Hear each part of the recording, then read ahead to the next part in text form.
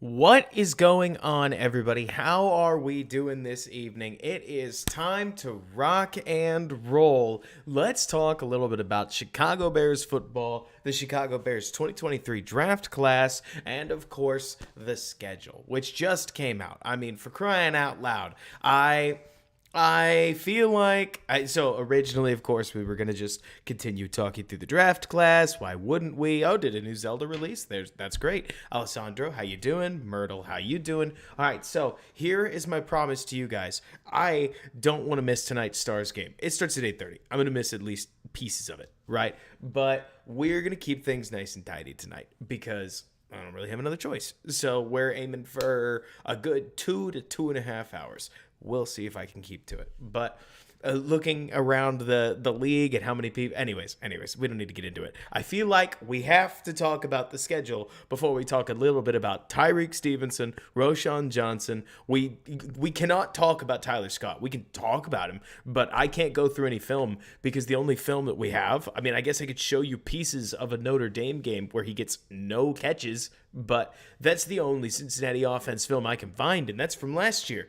Everything else is broadcast tape. So I can give you guys a link in the chat for at least the Google Doc that I used that sourced a bunch of broadcast tape for Tyler Scott. But there's going to be a lot about his game in particular that we are going to learn as we go through camp. And that's all we get. But we do get the chance to talk about we do get the chance to talk about Noah Sewell. I think we should talk about Terrell Smith a little bit. Look, I feel much better about my scouting reports on anybody that you've already seen me talk about on Twitter. And I feel really good about them. I mean, there are plenty of these guys where I can't look you guys in the eyes and pretend to predict exactly who Gravon Dexter or Zach Pickens are going to be, but I can tell you I know for sure what their strengths and weaknesses are in school and where they're going to be trying to develop from. I'm really excited about the next batch of picks to keep going. Yeah, MJ, baby is getting big. He's like almost 9 months at this point, which means he's starting to interact, starting to feel less like... For those who don't know, for any of our younger viewers, having a child for the first at least 6 months is like taking care of a baby that barely knows you're there, barely knows it's alive, barely knows anything at all. So it's been a whirlwind, but we're starting to get our feet under us, which is really great.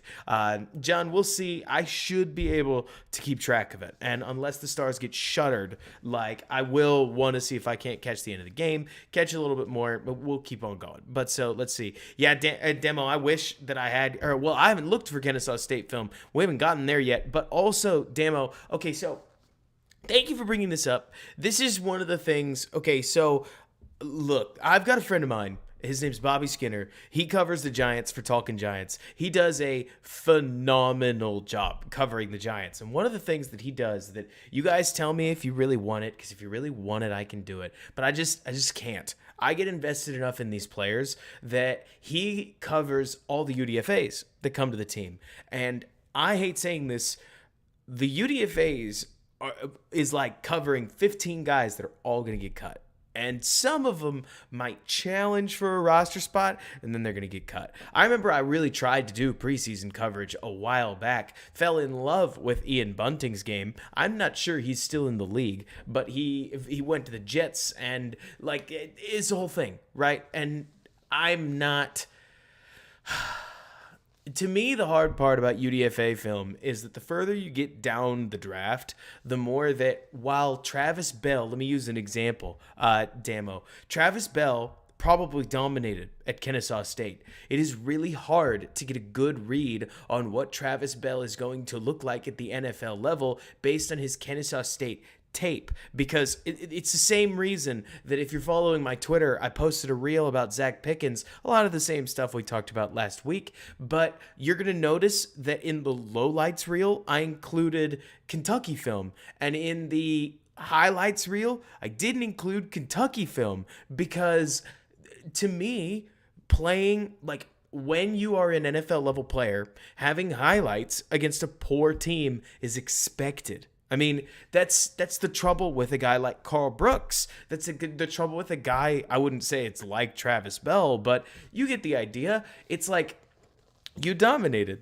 That's great. You dominate against guys that are 2 to 3 levels below what you're going to be playing in the NFL. It gets hard. And so part of me wants to see Bell prove himself at the NFL level, or at least, guys, go through what he does in camp. Like, before we talk about what his film looked like at Kennesaw State, because while it's good that, like, while it's good to talk about who the Bears are, at the end of the day, we're going to get ourselves wrapped up in the 63 Bears that include the 53-man roster and the 10-man practice squad. Or is it 12 still? But let's pretend it's 10 for the sake of what I'm saying here. Like 63 to 65 Chicago Bears players. And of those 63 to 65, we're going to like, knowing us, 30 of them. You know, maybe 40, maybe 45 if the Bears are really lucky. We'll have a soft spot for 45 of the team. But we'll see. We'll see what happens. I mean, to me, I look at everybody Smith and up is a really interesting player. I mean, they really are. Like, Noah Sewell is a very intriguing will linebacker, Sam linebacker that we'll go through later on. Oh, I know what you mean, Damo. I really do. I really know that you're just playing around. But to me, the problem is that, I mean, unless you've got a Bryce Callahan, which is a really interesting research project. And the guy who finds Bryce Callahan and plants his foot in the ground and says, this guy's going to be a stud, and then he is, good for you. But until Doug Kramer shows me a little bit more than he's shown us so far, I'm not paying that much attention to him. You know what I mean? Myrtle, that's a good question. Let's see. You asked me at the end of the season if I thought it would be over or under 25 new players on the 53. Myrtle, I'll tell you. Okay, so how many are we at right now? Because you're looking pretty spry at the moment, though they didn't add as many in free agency as you're thinking they did to get 25 new names. Like, you're right in spirit, but in practice, is there that many? Because at least from free agents, they did add like 7 free agents, right? And then 11. So they would need probably a good 7 to 10 new names with a couple of them getting cut.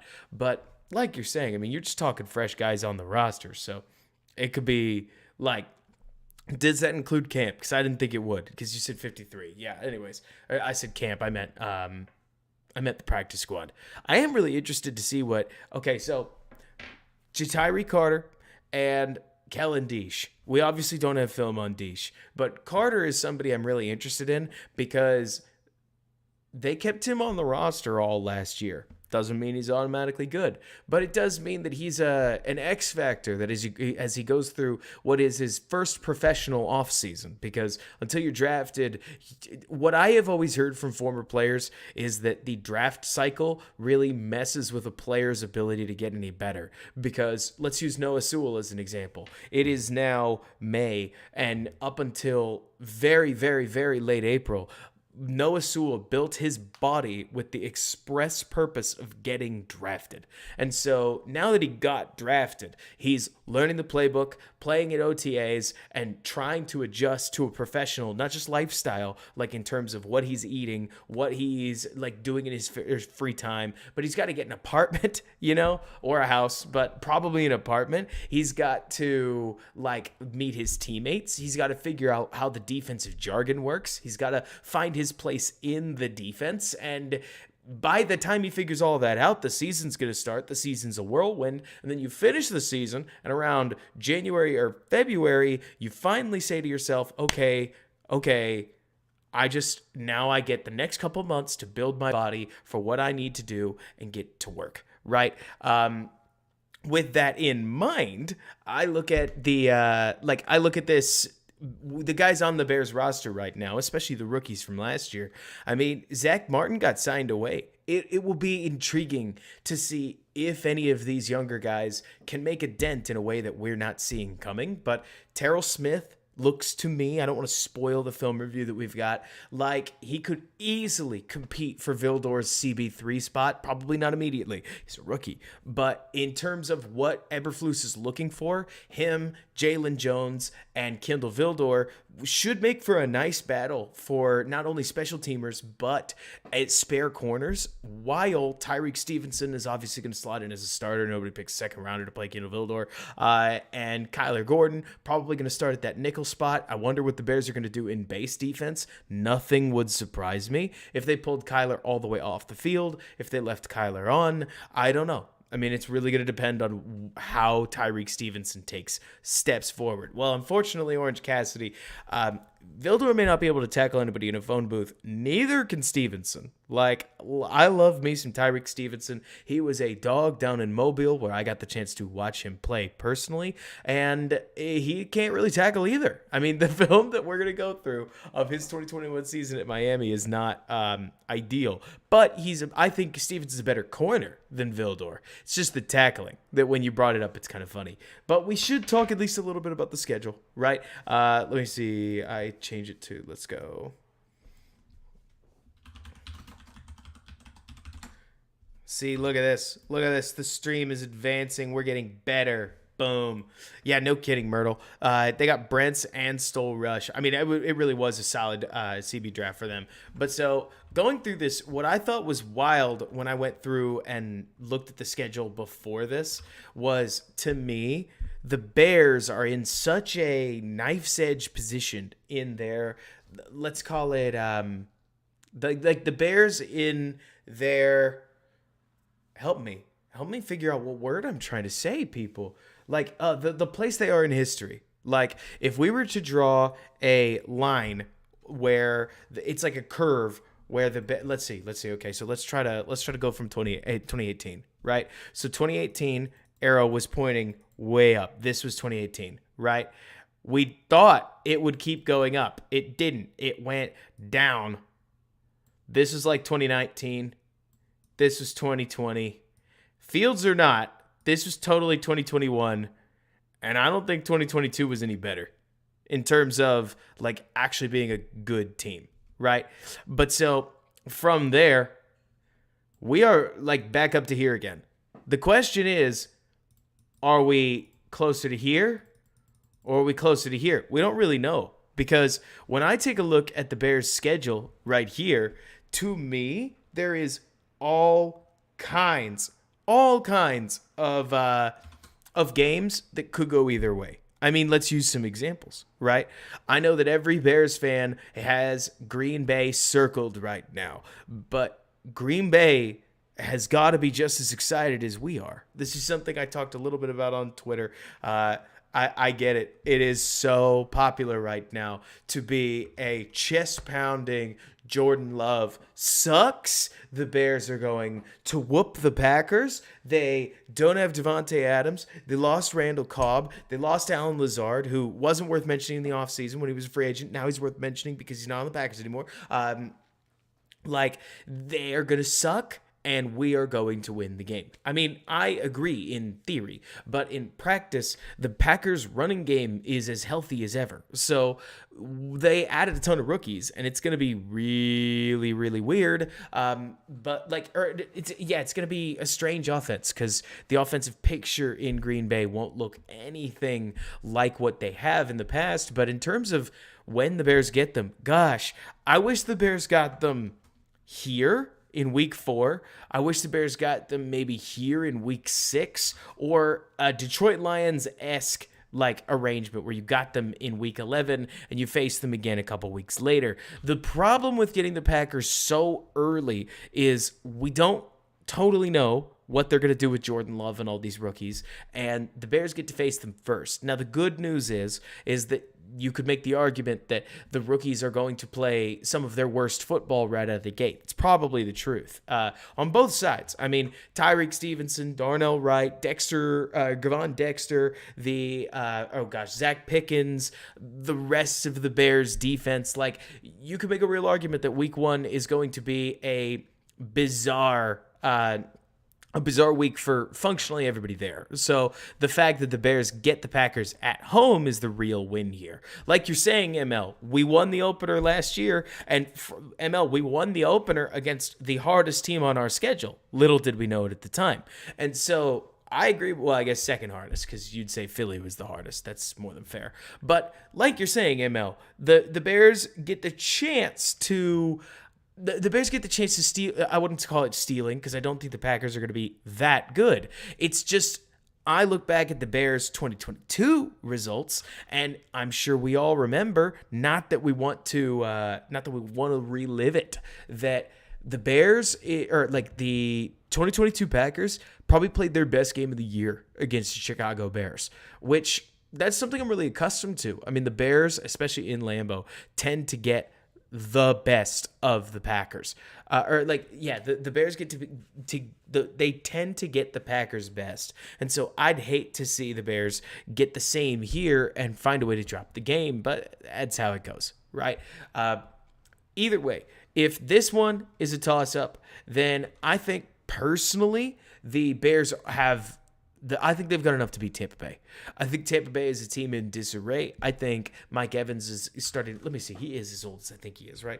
Mike Evans' age, is he 20? He will be 30. Okay, so he'll be just starting to crest over the hill. Godwin's knee, from what I understand, is not in great condition at all. And most importantly, I tend to think that any team that's not geared to run the ball isn't going to be that successful against Chicago. Chicago right now is best in their defensive backfield. Their back seven is easily the best part of the defense. And if you're like the Packers, again, highlighting the Packers for a reason, and you can run the snot out of the ball, you can rake the Bears defense. But I don't think the Bucs have the tools they need to do that. So this feels pretty good to me. The Chiefs, do we really need to discuss it? The Bears are going to lose that game. The Broncos is really interesting. Can Sean Payton right the ship can Sean Payton right the ship in Denver? I think at least a little bit. This game feels like a toss-up to me.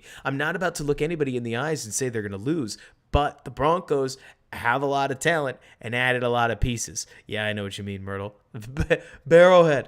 But it's all to say that the Chiefs game, obviously I would love to see some fireworks. Maybe Fields is going to bring the fireworks. I mean, you never know. It would be, look, I would say this about normally another team, but in this case, I cannot believe it, but it does apply to the Bears. When a quarterback like Fields gets as much hype as Fields has, there's always a chance he starts the season out with like 5 really strong games and 1 really bad one. I don't know which one's which, right? Like, it's not as if I'm going to assign the 5 here and be like these, but it's always possible that after an entire offseason of people going after Fields and talking about how, I mean, you've seen it on Twitter, the whole like DJ Moore added to Chicago is not the same as Stephon Diggs or A.J. Brown, which feels to me like a stretch. I don't think a lot of people thought A.J. Brown was going to be exactly the ad he was in Philly, a 1,600-yard superstar. I don't think people, when Stephon Diggs got traded, I remember raising my hand saying, like, that's a really good player. That's a really good ad. But I don't think anybody thought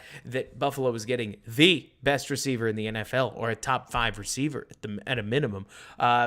This stuff tends to happen. I mean, the DJ Moore move is in that same category. We don't know that Moore is that dude, but he's got every qualification to potentially get there if Fields does take that next step. But like, that's the thing though, John. You make the frowny face. I'm actually telling you that the NFL I have lived with, right? Like, John, the NFL I have grown up in, it's not guided by its storylines. It's not that easy to predict. But also, when a team like this or a player like this draws this kind of polarized, when Lamar Jackson gets raked for not being a good enough passer. What did he do in week 2? He scored 6 touchdowns, if memory serves, and they lost. But if Fields scored 6 touchdowns, the Bears can lose all they want to. I will be over the moon excited. I mean, it'll be really interesting to watch this season because I see the Packers game I don't think the defensive line in Green Bay is quite good enough to do much against, I don't want to say to do much against Fields. It's more to say that the Bears' offensive line right now, at least in the early part of the season, if all 5 of the starters make it to the game, they look all right. Like the Buccaneers, the Broncos, the Commanders are a tough couple of defensive line draws. But then Minnesota didn't fix everything. And then Vegas is another tough draw from the defensive line perspective. The Bears actually have some pretty good defensive lines on their schedule, if you ask me. But one thing that they do have going for them is that these 3 teams have never played Justin Fields before. And based on the interviews that we heard last year, and I don't know about you guys, the games that we watched, it seems like if the organization hasn't played Justin Fields, they tend to get bamboozled. At least for a drive or two, by the speed that Fields can bring. Won't last an entire half, and in Chicago, it never did. But the speed that Fields has seems as if it catches all kinds of defenses off guard, which I tend to think leads to a couple more points getting pried away from defenses that maybe the Bears didn't earn, and then it's up to their receivers, their passing game, and the other tools that they've attempted to add this season to see if things can really improve and build off of that. And like you're saying, Harrison, end of year is brutal in terms of weather, though at least they get a couple games in the Dome here. And then Detroit's in a dome too. So you're really talking about the Browns game, which should be miserable, and then the trip to Lambeau. But that's fine, right? Oh, I see what you mean, because these aren't in domes. They're at home. Oh, boy. Let's see. Are you talking about like Chris, or what is it, Chase Young? Let's see.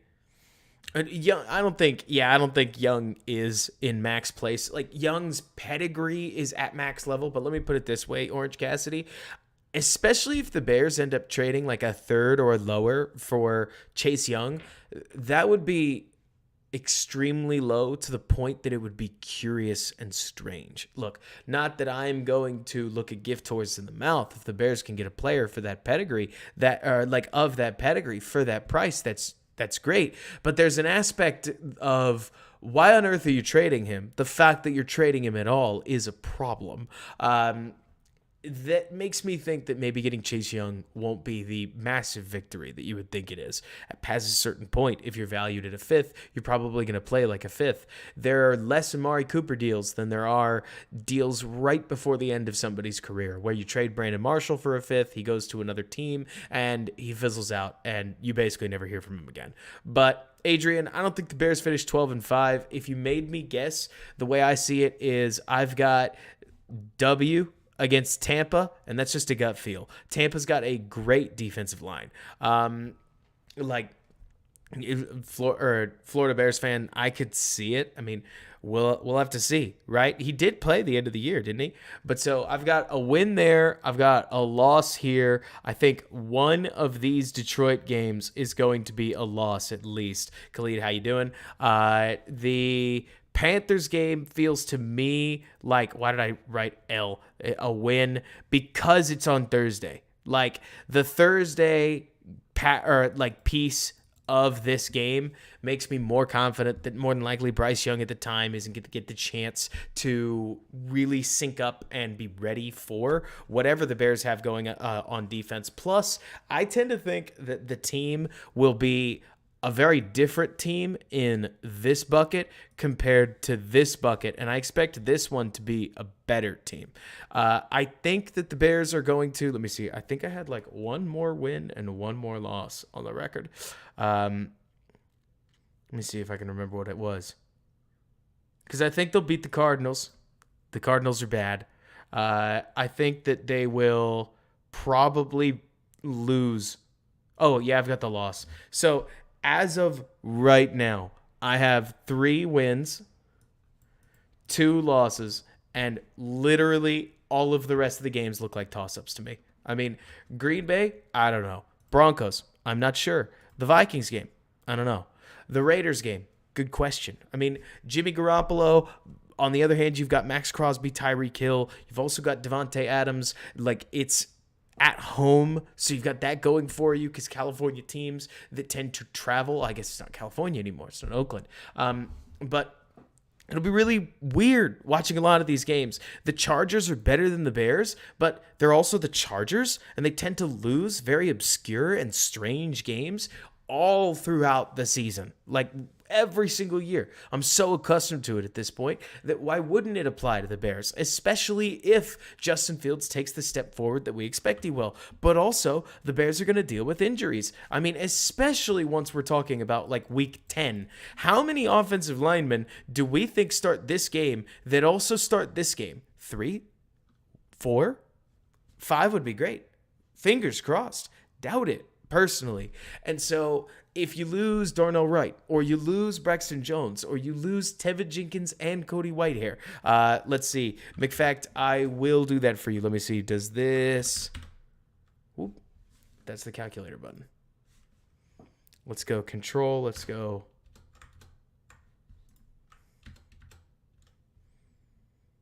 How's that, McFact? Better? But so, personal opinion, as I look through this, like my 2 cents is that let's see, Scott, the Bears have too many buys in their schedule. Yeah, I like that too. Let's see, is that because they're on, you're right. For some reason, I assumed the Thursday games were back-to-back, but they aren't. Florida, I think that there's as good a chance that the Bears go 2-3 in their first couple games as there is the chance that they go 4-2 or 5-1. Like, I do think that a lot of these games, like Denver, like especially the Commanders, we can say Sam Howell all we want to. That front four is nasty, especially if the Commanders end up keeping Chase Young. Why wouldn't they? You'll have a former number 1 pick, Montez Sweat, who's a very good edge rusher, Jonathan Allen, and Deron Payne. This was the same defensive line that Fields functionally could not sit back and throw against, because it was just way, way, way too much pressure. And so I look at any defensive line with that kind of advantage over your offensive line, and that's not just the Bears' offensive line. That's every offensive line they play. That's always going to give you a chance, because if you can stop the opposing run game and you can also pressure the opposing passer, I mean, look at the Commanders-Bears game last year. They held the Bears to 7 points. We can say it was fluky. It kind of was, but they're a dangerous team on the schedule. It's the NFL. All it takes is a couple of throws to bounce off somebody's helmet, and all of a sudden your 16-9 win, if 16-3, because the Commanders couldn't move the ball at all, that win turns to dust and you lose 7-9. So, to me at least, I know it's dull. I'm sure it's a little on the boring side. I really am. But I look at games like the Saints. Are the Bears going to beat the Saints? Maybe. Maybe not. Derek Carr is not that bad a quarterback. The Saints can certainly run the football. They've got Chris Olave. They've got weapons. They've got really nice defensive personnel, but they also just lost a bunch of defensive personnel. But we're in the Superdome, which is never an easy place to play. There are going to be so many fun football games on this schedule. This is the schedule that I think a lot of people wanted last year to be. Which is going to be really fun, right? Last year, a lot of people wanted to say, "Oh man, Bears are going 11-7, no, or 11-6, no doubt, book it." They went 3-14, and you can talk about bad luck all they want. They were a bad team, and sure. Like, Velus dropped some punts that absolutely, we've talked about this before, single game bounces where what might have been a tie or what might have been a win got turned to dust. Catch the ball, Darnell Mooney, and the team's 4-13. Just a simple example, right? But at the same time, I think the Bears' talent level this year is dramatically better. I mean, I think a lot of that talent is young. And so I tend to think that the 2024 team will be the team that everybody's projecting. That's the real thing I think needs to be talked about here. The 2024 Chicago Bears is the team that I will completely accept anybody looking at the schedule saying, yeah, that's probably an 11-6 season. Very well might be. But Tyrique Stevenson is more than likely going to make more mistakes than he makes plays. I'm looking at at you, Kyler Gordon. Gervon Dexter and Zach Pickens, we sure hope that they will be assets. They will likely be guys that are developing. The bad but fun and developmental and young thing that we've talked about before on this channel, more so than dominant forces on the interior that affect game calculus from a week-to-week basis. And then Justin Jones and Andrew Billings aren't exactly going to be earth shakers while they're at it. So I'm not saying doom and gloom. I'm actually saying the Bears are a total wild card. I think that this Bears team, especially if Justin Fields is who we think they are, or is who we think he is, that anything is possible. And like you're saying, Mario, I feel exactly the same way, where a 6 to 7 win season could easily, Mario, be a very good year if the defense ends up very, very poor. That's not to say that the offense would have to be really good. I mean, the problem is, right? Like, okay, so let's see. Bears 2022 schedule. Like, if we're going through and we're grading some of the performances on here again in a very, very fast nutshell, like, I personally thought the Bears showing against the Eagles, they're showing against the Bills, and they're showing against the Packers were better from a quarterbacking perspective than honestly we saw against the Lions, then we saw against the Falcons, then we saw against Miami. Miami was amazing as far as Fields running the football, but as far as Fields sitting in the pocket playing quarterback, it wasn't as strong. I liked his Cowboys game, which was sort of all over the place. The Patriots game was a nice team effort. Some really, really great things that Fields did, but again, we're talking pure quarterbacking, right? John, in my opinion, successful criteria for a Justin Fields season. First of all, I would like to see Fields play 14 games or more. That's a good question, right? So successful. Let's say success criteria. Success. 14 games. It did, Harrison. Let's go with 3,100 yards.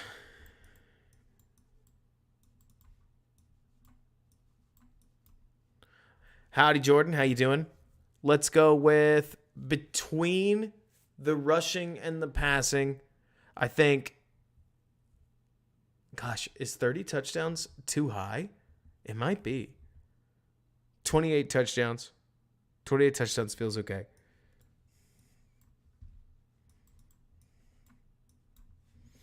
I think 2-1 TD to turnover.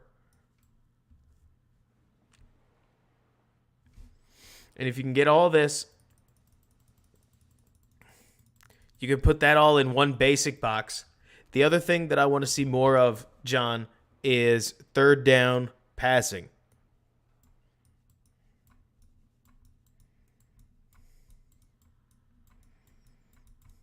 I know, McFact. That's what's bizarre about it, right? Because I know Fields had 25 touchdowns last year, which makes me feel like 28 touchdowns might be a low bar. But so because I was about to say, like, I don't want to say 35 touchdowns, though, because, I mean, guys who are going to put up Hall of Fame seasons score 50 touchdowns, which is ridiculous. Scott, it's funny you say that. I don't know if Fields can run for less than 500 yards rushing. Right now, off of scrambles and scrambles alone, I think Fields is going to run for a ton of rushing yards, like up to 700 to 900. And that's even if you don't have designed runs. The Bears didn't actually trot out that many designed runs, if you think about it, Scott. I mean, to me, an option pull or a scramble are not designed runs. I mean, again, let's draw the X's and the O's, right? Like, if you are, let's go here, give me a formation. It doesn't really matter what it is. This'll do. And yes, I still have Sewell's tape pulled up. But so, if you've got a play where everybody, Adam, how you doing? Where everybody takes a step to their right to block for an outside zone run for the running back, and then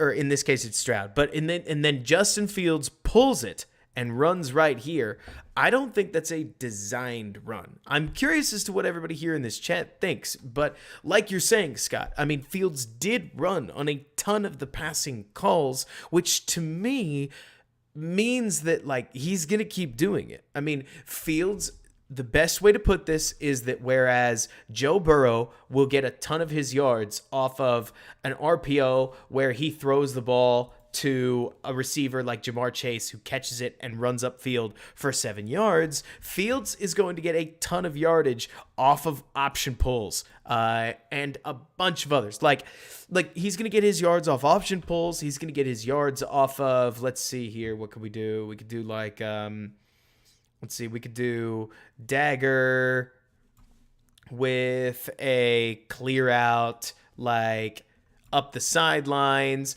and so then everybody drops back, right? You've got this corner bailing backwards, this corner bailing backwards, this safety sits in cover 2, this safety sits in cover 2, like this guy drops backwards, and then both of these guys wash down the sidelines. There's way too much drawing. The point is that you can have these pass plays where if this guy right here blows contain, and so does him, you've just got, like, Fields has a massive lane up the gut that he would be borderline foolish not to take, given how phenomenal of an athlete he is.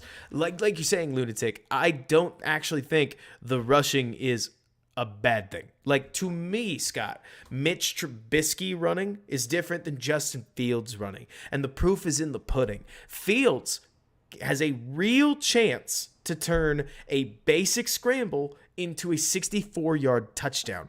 If you can do that, you got the green light to run it whenever you want to. And the moment Fields can't do that anymore, absolutely throttle the running down, right?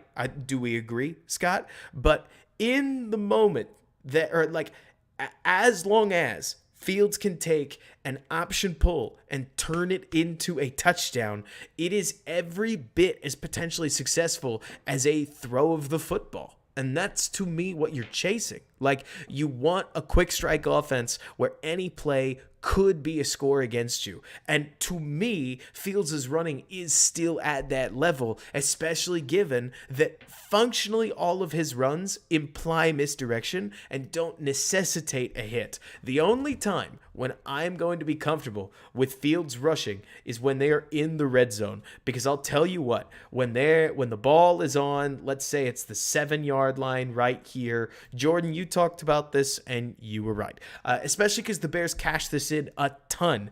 The Bears running quarterback power around, or like to the wide side of the field where Fields is running and they've got all kinds of blocking presence over on that side.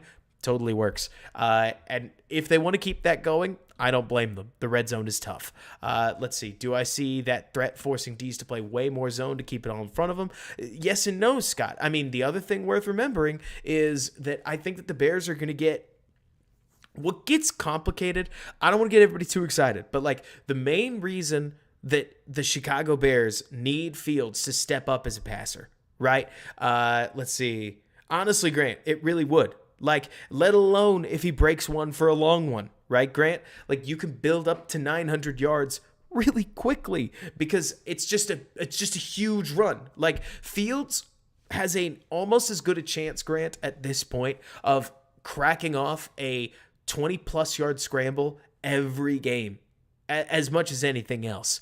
That's crazy, John. That's really unbelievable. But so the main thing worth remembering about where the Bears are at in this next season. So let's say these are the four down rushers, right? Like there. Let's go, and then just like, I don't know. Forget it. It doesn't really matter. The main thing to note is that I think that the Bears are about to encounter a season where you're going to have one, if not two, but most of the time just one guy like spying Fields. So you'll get the defensive line headed downhill. You'll get one guy spying Fields. And so that would leave, let's say that this is DJ. Let's say this is Claypool. Let's say this is Mooney.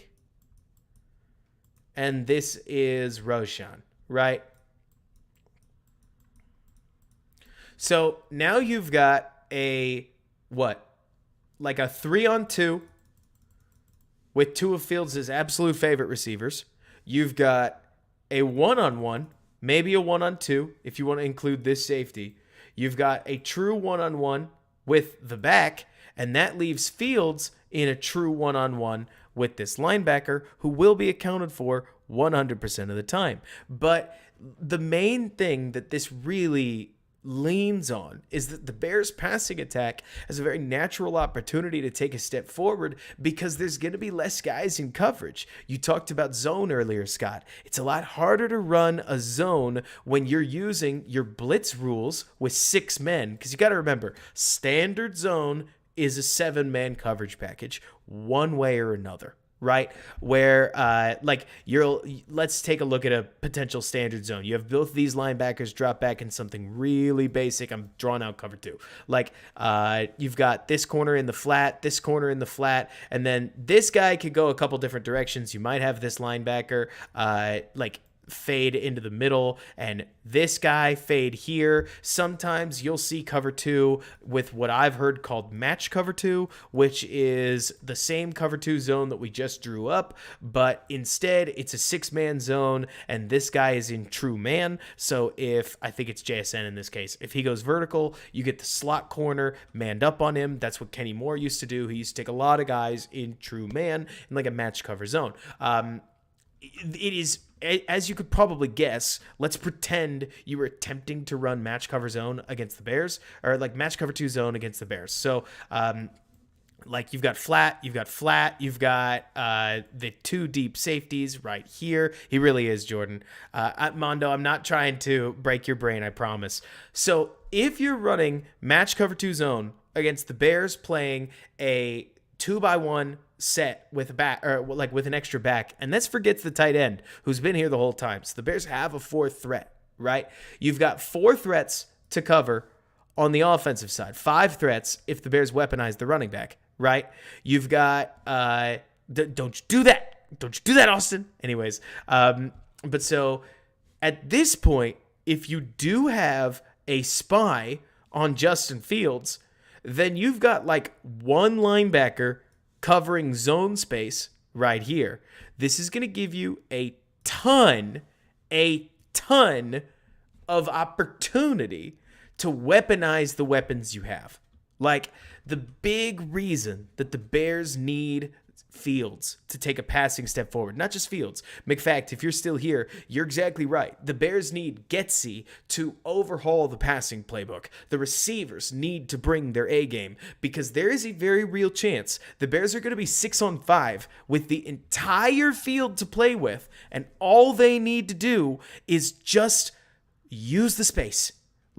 If Fields, because you say that, money man, I don't disagree with you, but if you do play with a spy and Fields does sit in the pocket, you have wasted a man in coverage. This is what teams used to do against Trubisky, even in 2018. It worked because Trubisky and the Bears offense couldn't use the space. But the Bears at this point, let's see, friend of mine just texted me. I'm trying to follow the game one way or another. We'll get there as we go. It sure better not be, Scott. But so, right, Akusai, happy All-22uesday.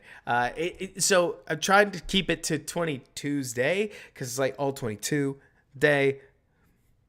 even when it's on Thursday. But the point is that the Bears have a unique opportunity to create real space for their receivers. And if in that theoretical case you get, again, let's draw up a play. So we'll go with a dagger concept that's going to get DJ Moore wide open in the intermediate of the area of the field, right? And then you'll get Chase Claypool on a go route. And let's say you've got Cole Kmet, one common pair that I've seen with dagger. Jordan, if you've got an idea, or anybody in the chat, I'm always curious to hear what you guys want to or would like to see. But what you could have is you could have Kmet chip the edge rusher, get out, and stick inside. And the moment that happens, you'll have the running back head to the flat. And if you take a look at this space, right, that's a lot for the defense to have to cover. You're going to get DJ Moore. Let's isolate to the stuff that matters, right? Not the clear outs. You'll have DJ Moore coming over the middle. You'll have Cole Kmet as a second option over the middle. And you'll have a check down in the flat with Ideally, Claypool having cleared space downfield and Mooney having cleared space downfield at that point. So you get a nice lane for Justin Fields to watch with a check down option on his right-hand side. This would be a solid little play design for the Bears. And it works because instead of needing this to be Dante Pettis or this to be Equanimeous St. Brown, you have one of the most sudden and violent movers in football in DJ Moore, creating that space over the middle. And maybe most importantly, again, let's go back and draw. This is what matters, right? Let's go back and draw normal cover 2. Now, not everybody's going to run cover 2, but hear me out, right? So normally you've got these guys sitting in these flat zones. And again, standard cover 2 involves a short zone here, a high zone in the middle. This is how Tampa 2 happens, is when that high zone gets bumped a little further back. And DJ Moore running this route right here would theoretically run into this linebacker. Who have I kept circling as the spy? Right? What the Bears with Fields' weapon, or by weaponizing Fields' legs, what Fields might get is defensive coordinators feeling like they just have to spy the guy. And if they have to spy the guy, that same cover 2 zone suddenly probably tries to have these two defenders split the space. And if they do split the space, DJ Moore has a throwing window right here. Right here. And that's makeable for Fields. So I'm super curious to see what Fields is going to be able to deliver to the offense. Let's see. That guy, hey, Robert, so you're talking about the schedule. How do you feel about our wide receiver core versus Green Bay secondary in week 1? That guy, that's a great question.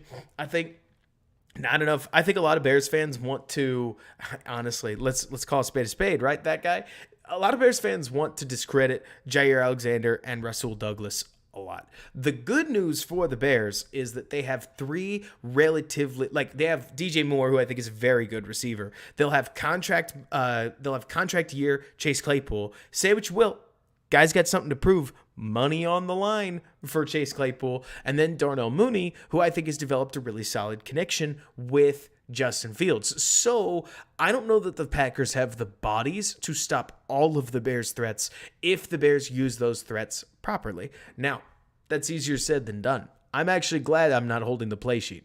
As much as it would be fun, I think that this is going to be a very easy offense for fans of all walks to make the argument that the Bears are wasting their potential. And McFack, say what you will, I don't think the Bears are going to be doing, let's call it 3-step or 5-step drops from the pocket or from under center, but I do think the Bears are going to want to get to using play action passing to set up deep pockets and deep strike passing from under center. That's something that's much harder to do in the shotgun. McFact, I am not a hater of the shotgun. In fact, I love empty protection, and I hope the Bears do it more. The best part about getting a Darnell Wright level player is that you can run empty sets without the fear that you lived in last year of, can I really run this if Larry Borum is going to get thrown in the trash?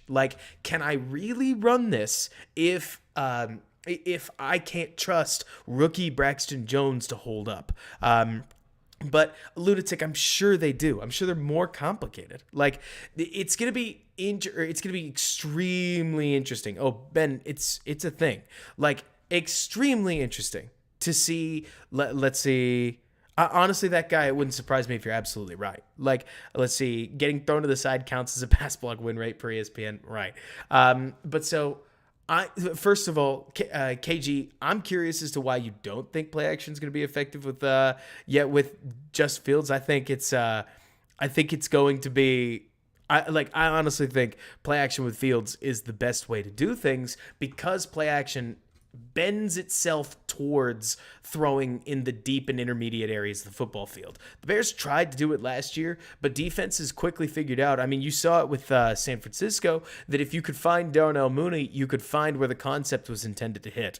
With Claypool, Mooney, and more. Look, I'm not about to sit here and pretend to you guys that I think, okay, so these are my unadulterated thoughts. I think Chase Claypool is an awesome physical talent, and the more I watched him, the more he makes me worried about how he's meshing with the offense, what he must be like in the meeting rooms, whether the team likes him, and a couple other questions. I mean, the fact that Claypool, injury or not, was basically third string in that Lions game was bizarre to me. Really bizarre. And it stuck with me more than I think I want to admit to you guys. But even then, Chase Claypool is way more talented than Dante Pettis. And if you just ignore him, he's good enough to beat you. Like, he may not be good enough to be the guy you're going to feature your offense around. Thankfully, they have DJ Moore for that. But as a third wide receiving option, as a power slot, as a weapon on the outside, there's a lot of things Claypool can do for you that if you just ignore him, he will punish you. Probably make one mistake for every two good plays he makes, and that's in the good that would be the ideal version of his game, because that's the really frustrating part to me with Claypool's game is inconsistency.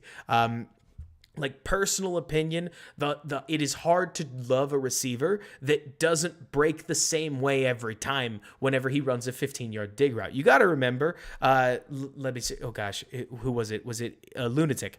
Like, these guys have everything marked out to the yard. Like, it's not a dig whenever you feel like it. It is a 15-yard dig or a 12-yard dig, and it is very specific, like where you need to break and when you need to break. When we saw last year Chase Claypool take two zag steps, get upfield, then hard out, hard back in, and by that time Fields had already moved from one to wherever two was at this point. Like, this is part of why.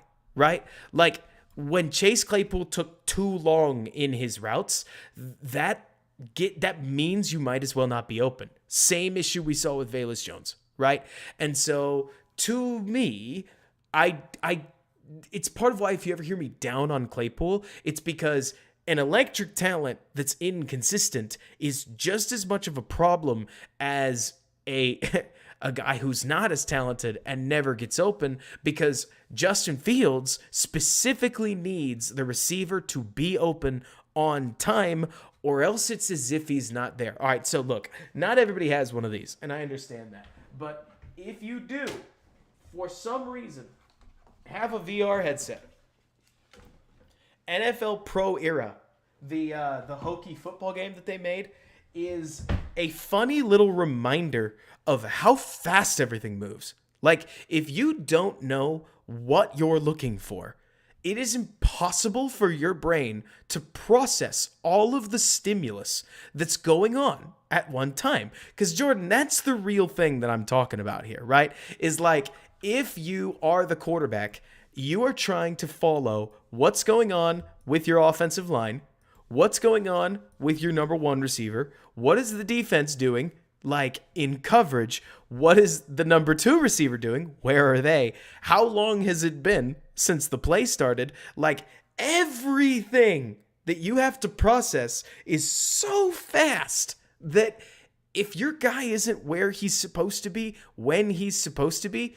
you move on, because that's the only throwing window you had. Like, the plan called for this to happen. It has to happen like that. And unless you're Allen Robinson in the Chicago, or in the 2018 Bears, because that's the big issue, right?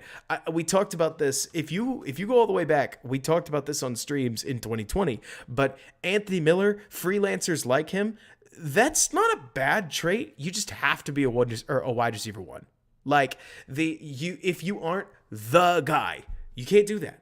Like, a wide receiver 2 or a wide receiver 3 has to play on time. You do not get enough kudos from your quarterback under any circumstance for you to be the one that the rules get bent around when you're not the dude. And Ben, I completely agree. I think Fields' mobility is exceptional. I think his pocket presence actually leaves a good bit to be desired right now, but I'm not trying to make it a whole thing.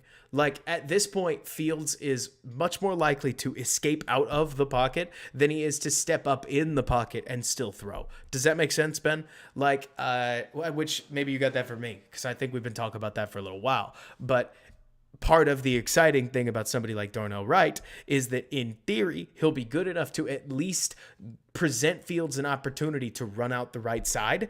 And then at that point, because we like, what is it? Lunatic, if you're still in here, one thing that is really nice, the moment you get DJ Moore, and Darnell Mooney working back to the ball, like one way or another, where maybe Moore heads back this way, Mooney heads back this way, and then curls back that way, like scramble drill stuff, right? Where you get Fields out on the perimeter. So you've got literally one of the most dangerous NFL rushers on the perimeter. You have one of the most dangerous NFL receivers running downfield unabated. You've got a guy who's got a nice little connection with Fields also running out there. In theory, Fields' scramble drills, and the Bears' scramble drills could result in some seriously fun broken plays. We'll see. I'm not telling you it will happen. I'm telling you it's more realistic than we got with Pettis and Equanimeous St. Brown, especially a guy like DJ Moore, where we'll go through more DJ Moore film because sometimes I feel like people forget, but the really bizarre part about watching DJ Moore is how often you watch him just run away from people. He'll be up against Patrick Surtain, right? He'll be up against really good corners. And after 3 seconds, he just separates. But it's not like he made a move, right? It's not like for any NBA playoff fans, it's not Jalen Brunson making stutter step, stagger step, stagger step, stagger step, roll, spin, finally takes a shot, right? DJ Moore basically just runs in a straight line, and eventually he's just too fast to keep up with. And then he breaks inside, and he does it quickly enough that he's just too fast to keep up with. He's the kind of guy that makes it look really easy to play receiver. It's not. But if you're a super athlete, it's different. It's just different when you're that level of athlete, and thankfully the Bears have one of those. Mooney's not there. He's good. He's not that guy. The good news is that Mooney should get secondary attention at this point. Mooney with first primary attention did not have as bad a year as I think most people think he did, which is fine. Scott, the big question is, what does that look like statistically? The big question that I have about DJ Moore is when you take a quarterback that probably won't throw for 5,000 yards, and then you shift him, you give him a receiver like Stephon Diggs, how does that play out? Because Fields needs to throw the ball more if his receivers are going to make a bigger impact. Let's just call a spade, right? Exactly that guy. Actually, Mooney was, based on what I saw, in the moment when the passing game finally got right, Mooney was on pace for a 1,000-yard season. Not that it matters. But exactly, Akusai, you got it. Let's see. Did his rushing stats drop the year he got Diggs, or did they stay the same? You know what? Thankfully, we have all of the tools in the world. Josh Allen stats. So it's also worth remembering that Josh Allen wasn't the runner that Fields was. I mean, quite literally, who was at this stage. But so it's the 2020 season where he took off. You can see it. He went from 3,000 yards to 4,500. So if we go down to rushing and receiving, he went from 510 to 421. But moreover, the rushing attempts are pretty much exactly the same. So no. I mean, he actually ran more in 2021 and 2022. Not that any Bears fan wants to hear that, but same number of games played and more, or pretty much the same level of rushing attempts between the 2 years. No, not the same rushing yards, but I really feel like it's the attempts that make a difference here. Passing attempts went way up. between the two, 461 and 572, Scott. So almost 20% more passing attempts and 7 less rushing attempts. I think it's a scrambles thing. Like, you're not going to get as many, seriously, you're not going to get as many, like, called runs. But exactly, Ben. Like, once Diggs could prove he was so dangerous, people forgot about him. Oh, wait, what are we saying? Let's see. Yes. Oh, people forgot about his legs, is what you're saying. It's also worth remembering, Ben, it's a scramble thing. Like, you can't even fathom. We've seen it. You saw it all last year. Dante Pettis, Equanimeous St. Brown, Cole Kmet, love him or hate him, he's going to be included in this, and Darnell Mooney should not be a receiving foursome that scares you. And yet, when the Bears would run any passing play, when they ran like, just trying to think of something, like an out route paired with a must outside release go, paired with another out route on stick and a must outside release go, it would create opportunities for Justin Fields to just screech down the field with his feet, because defenses do what they know, and what they know is finding, or it is like following those guys. Let's see, play type. Where? Oh, is it rushing and receiving? Is it? Let's see. Under the pressures tab. Pressure. Scrambles. Have him earmarked as more scrambles in 2019 and 2020. Maybe, John, I don't trust PFR. I shouldn't say that out loud. That's blasphemous. But that is really interesting that maybe they called more runs for him. That would be bizarre. But let's see here. So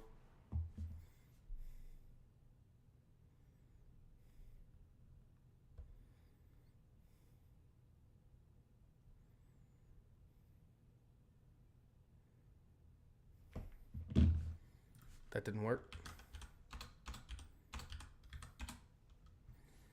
Let's see. Unfortunately, I'm not looking for this right now. I'm looking for 2-0. That's what I'm talking about.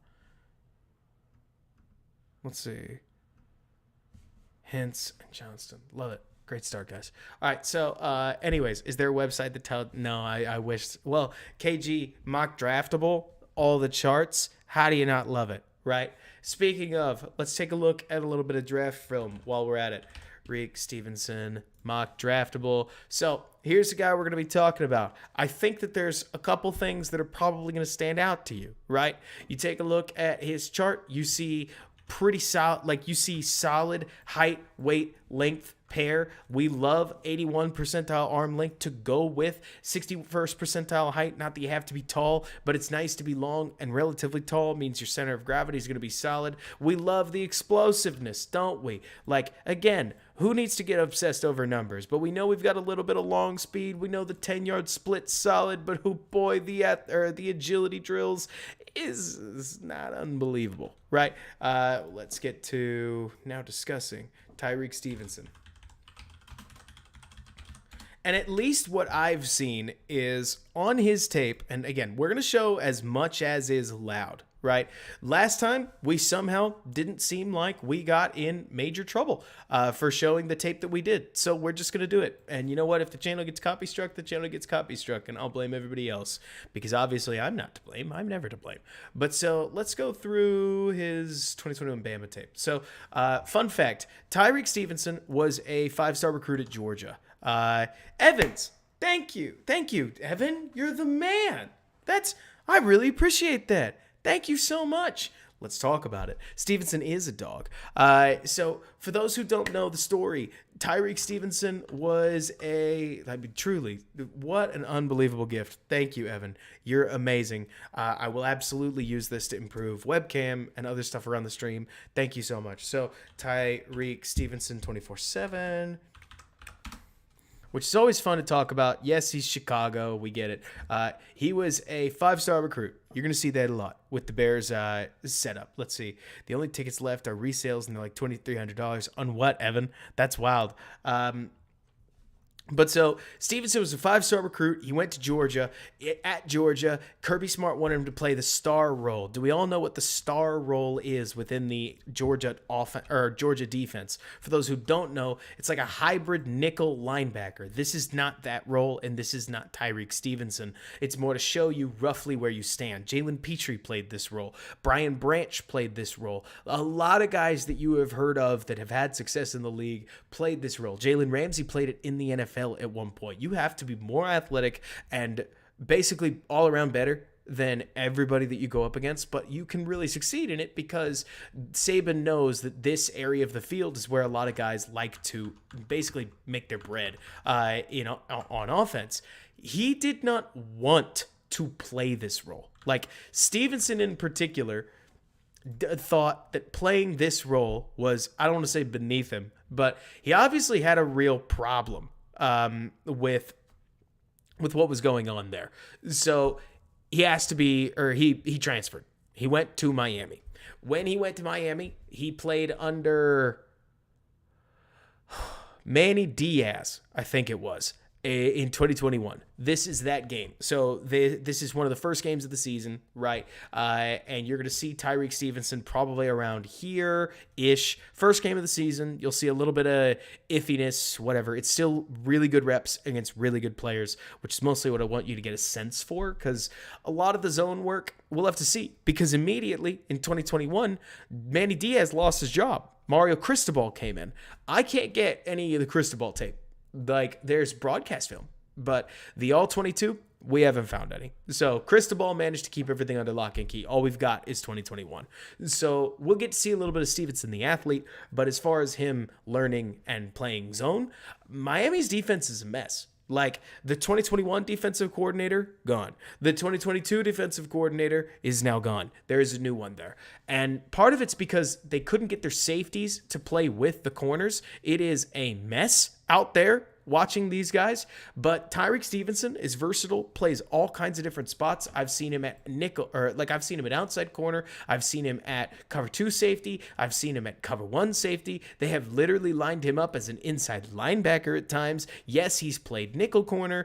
Stevenson moves all over the defense, which to me speaks for football intelligence, because if you can't do it, they won't ask you to. If you kind of can, they kind of will. But so let's get to a little bit so that you can watch him move. Truly, the number one thing you can do anytime you're watching tape is first just get a sense for how does the player move. We're watching number 2 here. So I think there he is, I think. But it's always hard to tell with some of these harsher sunlights where that might be a 20-something. It might take him a little bit while to get on the field. I can't remember why, but almost immediately, like, here's Jameson. Like, it's funny watching some of these guys, because if you've never watched Jameson Williams, shocking scouting report, he fast.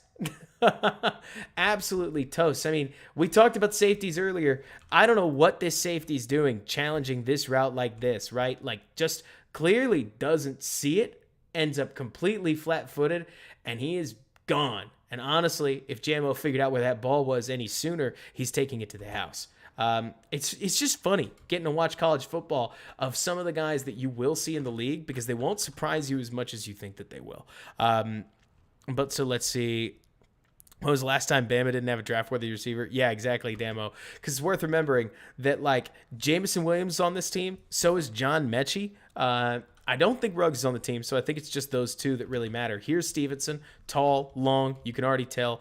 They're going to line him up and press a bunch, and you're going to see a bunch of reps. Okay, so I think this rep, I have gone back and forth. I can't tell if you're going to call this a good rep or a bad rep, because I love the footwork, I love the hands, it's a catch. I can't believe Bryce Young threw this ball when he did. Like, I've gone frame by frame and I've watched it. Like, Stevenson shows good footwork, good spacing, managing the route, gets his hands out, connects when he needs to. If anything, you could argue he connects a little bit too much, shoves the guy as the Bama player is stopping, and Bryce throws this ball like at the point of contact. True trust throw. Really phenomenal play by the Bama pair, but you'll take that as the defensive, like, as a fan of the defensive player, because they're so tight. Like it's nice again. Like we're not going to focus on just one rep. We got a lot more reps than that. But it is nice seeing in this setting. I mean, look, let's be blunt here. And for the other draft nicks in the chat, I'm curious as to what you guys think about what I'm about to say. When you're watching a corner, you need to see a general sense for zone, but you don't need him to be a specific zone savant, because in the NFL, eventually you have to play man coverage. And if you can't play man coverage, you will get hosed out there. But if you can't play zone, sometimes you can be taught zone. I'm going to be really curious to see what the Bears do, because I don't love what Stevenson does in zone. A lot of it has to do with his hips, which we're going to get to. But I also think that Stevenson can thrive in a cover 2 zone that isn't going to ask as much of him as some of the weird stuff that Miami did. And I tend to think that like as he learns and gets a little better at cover 3, his cover 3 can get better, because the main thing that's really exciting about Stevenson is the way he does press man. This is not that. Like I said earlier, if there's a vice that Stevenson has, it's that he does not love the run game and tackling like you might want. Like, it's a bad whiff, and you really do see one of these a game. Like, I'm just warning everybody. The tackling needs to get better, because you see this a good bit where he dives outside. Technically, I guess you could say he turns the runner if you wanted to be as positive as possible. But we're going chronological order. This isn't doctored at all. You can see how Stevenson ended up with a labrum problem just watching his tackling form, because he's just kind of chucking his shoulder at people. Well, that's how it goes. Man specials Vildor, exactly. Let's see. Yeah, shout out to Mechie, exactly, right? But so, let's see. I think, yeah, we get a couple more plays that are just run plays. We've got a couple here that I've got earmarked as good. And I don't want to just skip around. I mean, one of the hardest things about college football evals is that I could pretend like I'm just sitting here showing you some sweet highlight reel, right? Like I've got ear markings of the plays that I think are solid. And if I just bounce to the good ones, you're going to get a completely poor representation of who the player is. We might as well just watch the game together and talk about it, right? What is PSL? In what context? But so, let's see. So these kinds of plays are interesting to me. You see a little bit of zone eyes while he's watching the quarterback. So I'm pretty sure he's just playing basic eyes to the quarterback cover 3 at this point. He recognizes, and you can frankly see a little bit of an arm point right here, that this is the safety's guy. What is curious to me is that both he and the corner just park right around the 40-yard line in what feels like an intentional. It seems like they're doing it on purpose. Just taking a look at these two.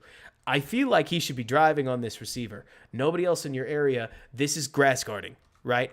This to me feels like a coaching point, right? I got you. That makes sense.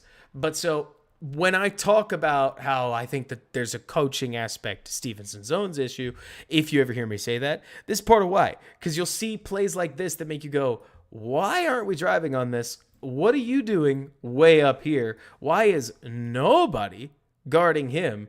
Because at some point, you're doing what you're told. In the NFL, you can assume that these guys are playing the highest level of football and that chances are they should be making a play. In college football, you don't always get to make that assumption, right? So Bryce lobs the ball to the receiver, Jamo hauls it in, catch.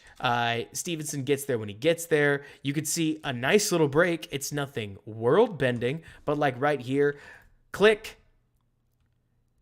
gain speed coming downhill. It's a nothing play. So then we get a nice little blitz from Stevenson. The athleticism's part of what we're really looking at. I honestly barely care about results. What matters to me is how do you look as you're doing it. And Stevenson is a clear athlete. Like when he wants to burst forward, he can burst forward. That's going to really help him at the next level. In a straight line, I think he can start. I think he can accelerate. I think he can decelerate. I think he has real trouble accelerating a second time. So to use an example, that means I think Stevenson is good here. I think if he needs to chop it down, he can. I think if he frankly needs to chop it down and break backwards this way, he can. I think he really struggles when he has to break inwards. We'll see how he handles that at the NFL level. It's not gone great for him at Miami, though I'm not about to pretend that it's like really, really horrible or something. You see here a really nice burst forward. I mean, look at this charge. Like, click, burst. That's some speed. Like, we'll go what? One more full motion. Shoulder tackle, not my favorite, but you could see the athleticism. Yeah, Conti coverage, exactly. Thank you, Slim Jim.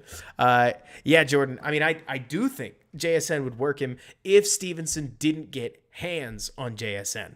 And Alessandro, that's a huge part of why Gordon is what Eberflus has in mind for that nickel position, is because the nickel corner in particular has to deal with the most change of direction. Right?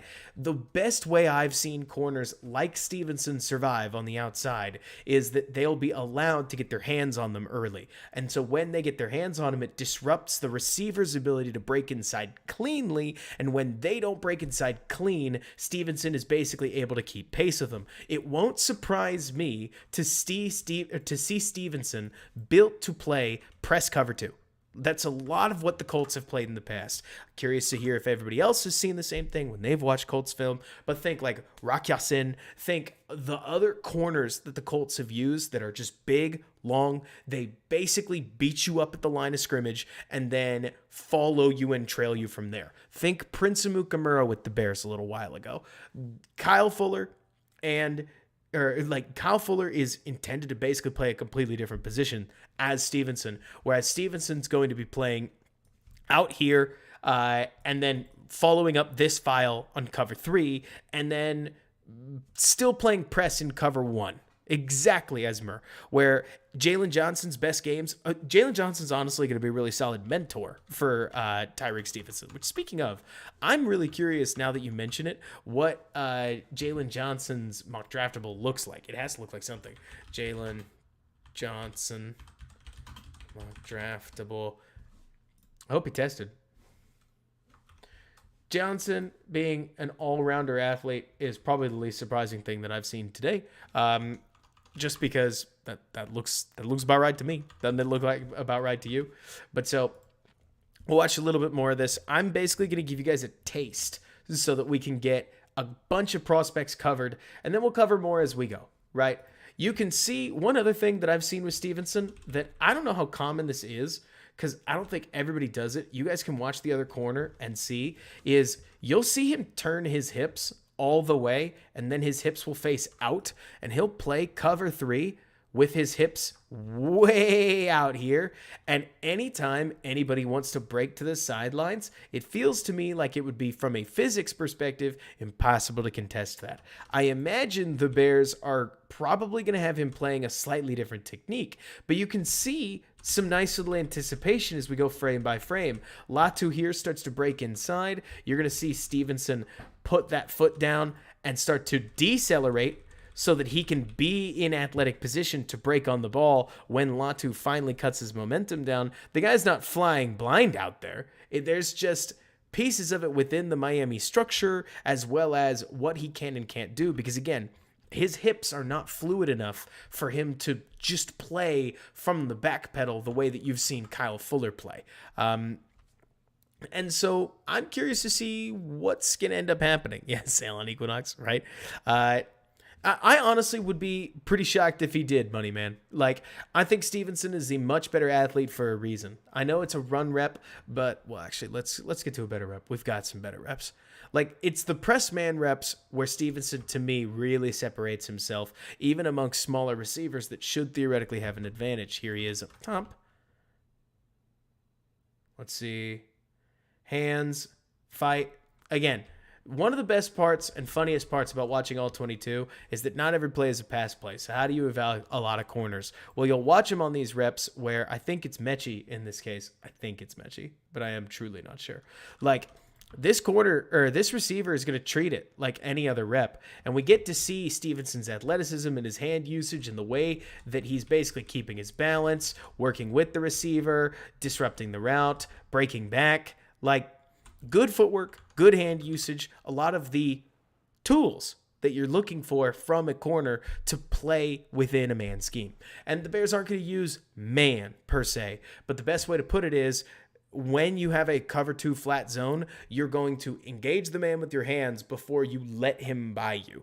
And so Stevenson looks to me like he'll be disruptive at the line of scrimmage before passing things off to, say, Eddie Jackson or somebody else. Who, speaking of, if there's one name, yeah, I know, it's not going to surprise a one of you on this channel, which, by the way, we do love ourselves a little bit of this. Stevenson doesn't move a ton, right? I think that's Stevenson. I don't think that's 8. That might be 8. They kept subbing in a number 8 to go play on the outside during some of their zone sets. And it got really tough to track whether that was or wasn't Tyrique Stevenson out there. So we're going to skip it until I know who it is. It didn't help anything that they looked really similar. Stevenson's back.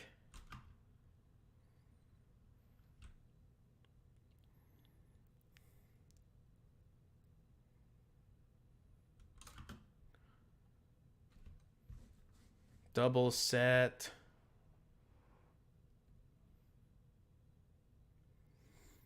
I did like this rep a lot.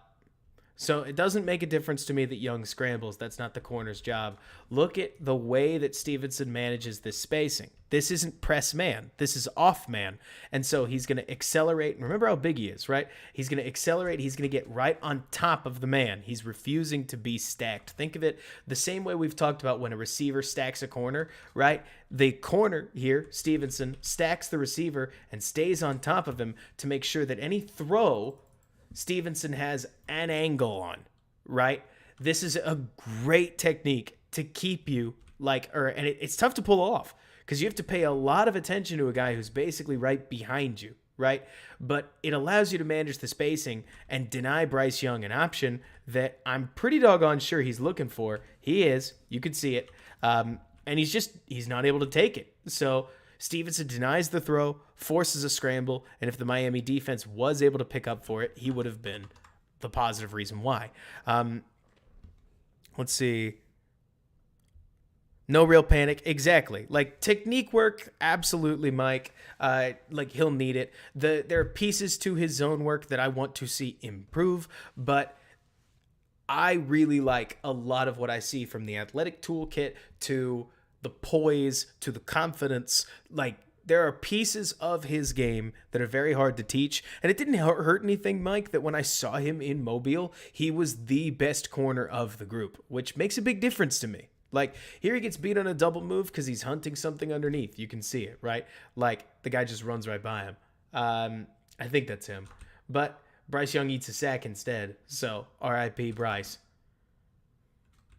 That's Panthers' #1 overall pick to you. Let's see. Here's another nice drive on the football. This is very cover 2. It's not literally, because in the very literal sense, I think it's cover 1. But keep your eyes underneath. Recognize the ball coming out. Good job. Here's a plant as the ball is getting set to throw.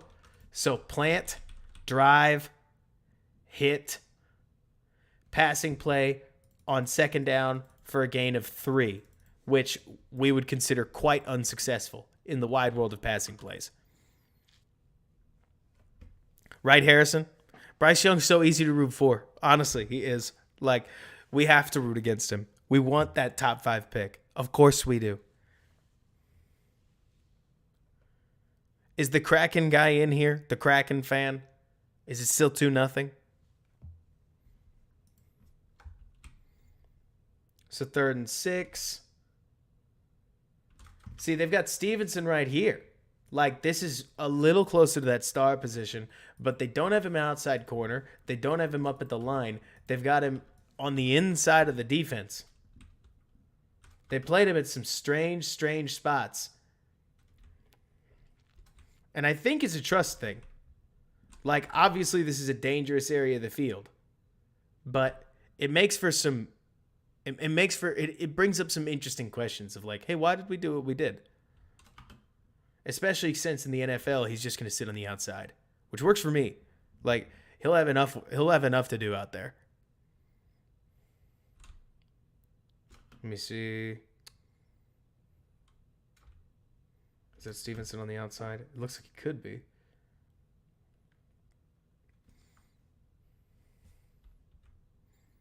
Because like a really good quarterback might put the ball up, but stuff like this is fun to me, where you've got him running backwards and tracking with the receiver to make the throw more competitive. Anytime you can tighten the windows or tighten the screws, it tests the mental capacity or like the mental capability of any quarterback you're working with.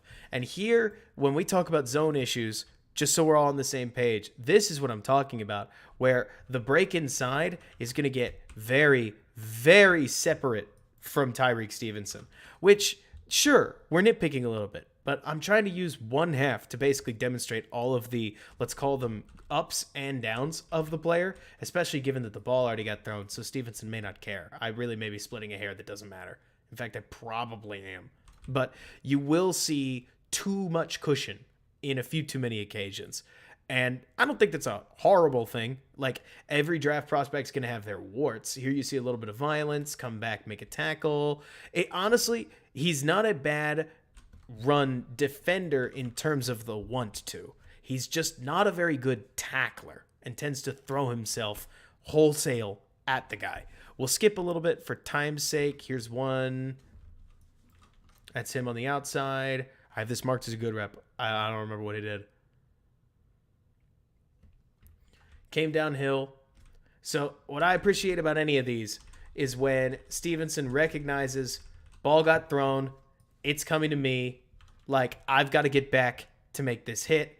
Gets back, good athletic break on the ball, good athletic stop, gets the guy out of bounds. Again, could we have a better tackle? Yes, but way worse is when Stevenson doesn't recognize that this is coming to him and just follows the man that he's with, and you get a catch. Let's say, let me see. Let me fast forward to, you get a catch right here where the guy is able to stop, turn up field, and get a bunch of extra yards. So good on the corner for coming back to make the play, even if we're not breaking it up, right?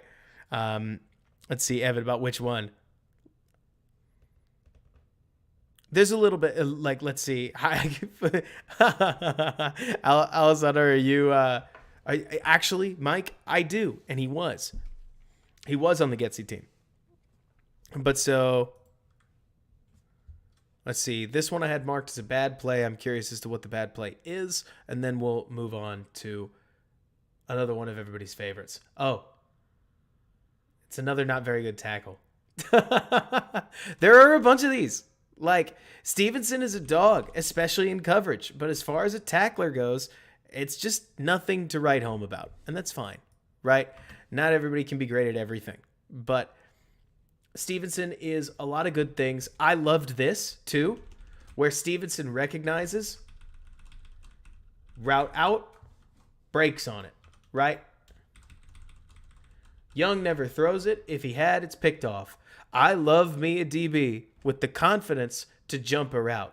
I could barely care whether he's right or wrong. The fact that he is willing to attempt to break his route, or like to break on that route, means he's hunting for the ball. And when you've got a DB that is playing to find the big play, eventually he'll come up with it. Look, say what you will. Like, one of my favorite things about Eddie Jackson, it is as if Jackson manifests interceptions in big plays.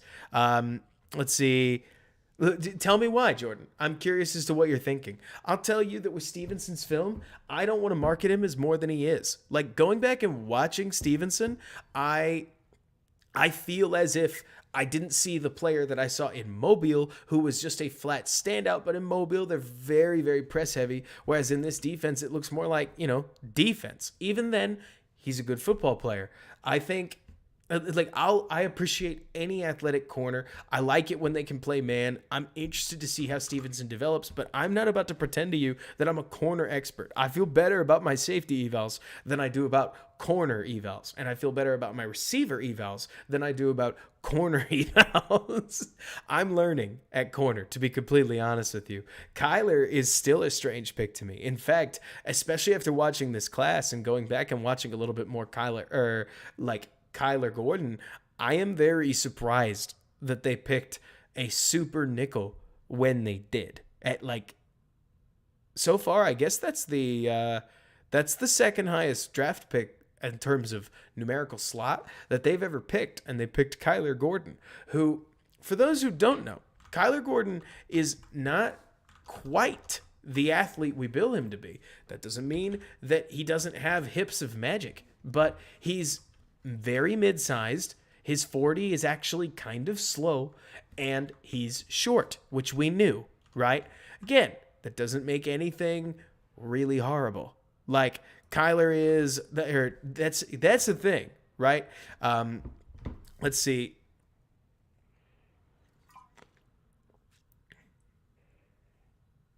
Had to wet the whistle. Let's see, Evan. I don't know. Because the problem is, I defer to the people who actually know the class.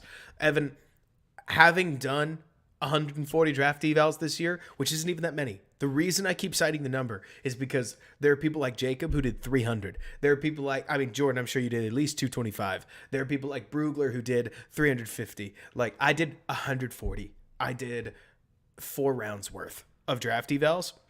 Completely changed my perspective on the draft. Completely changed my perspective on the draft. And it made me see how a lot of times we'll talk about a reach or something like that. And everything works in tiers.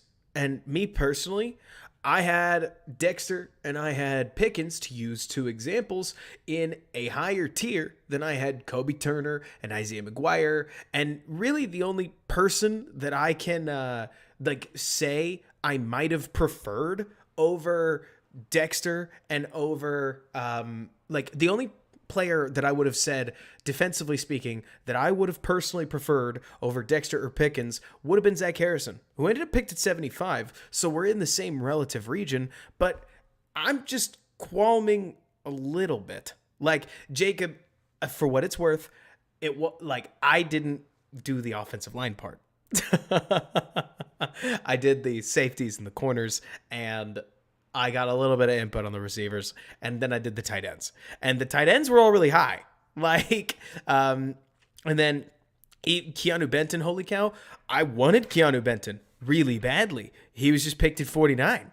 And so, to me, Jordan, picking Darnell Wright at 9, I'm kind of with you. But at the same time, I recognize that Braxton Jones got picked at, 14 by the Steelers?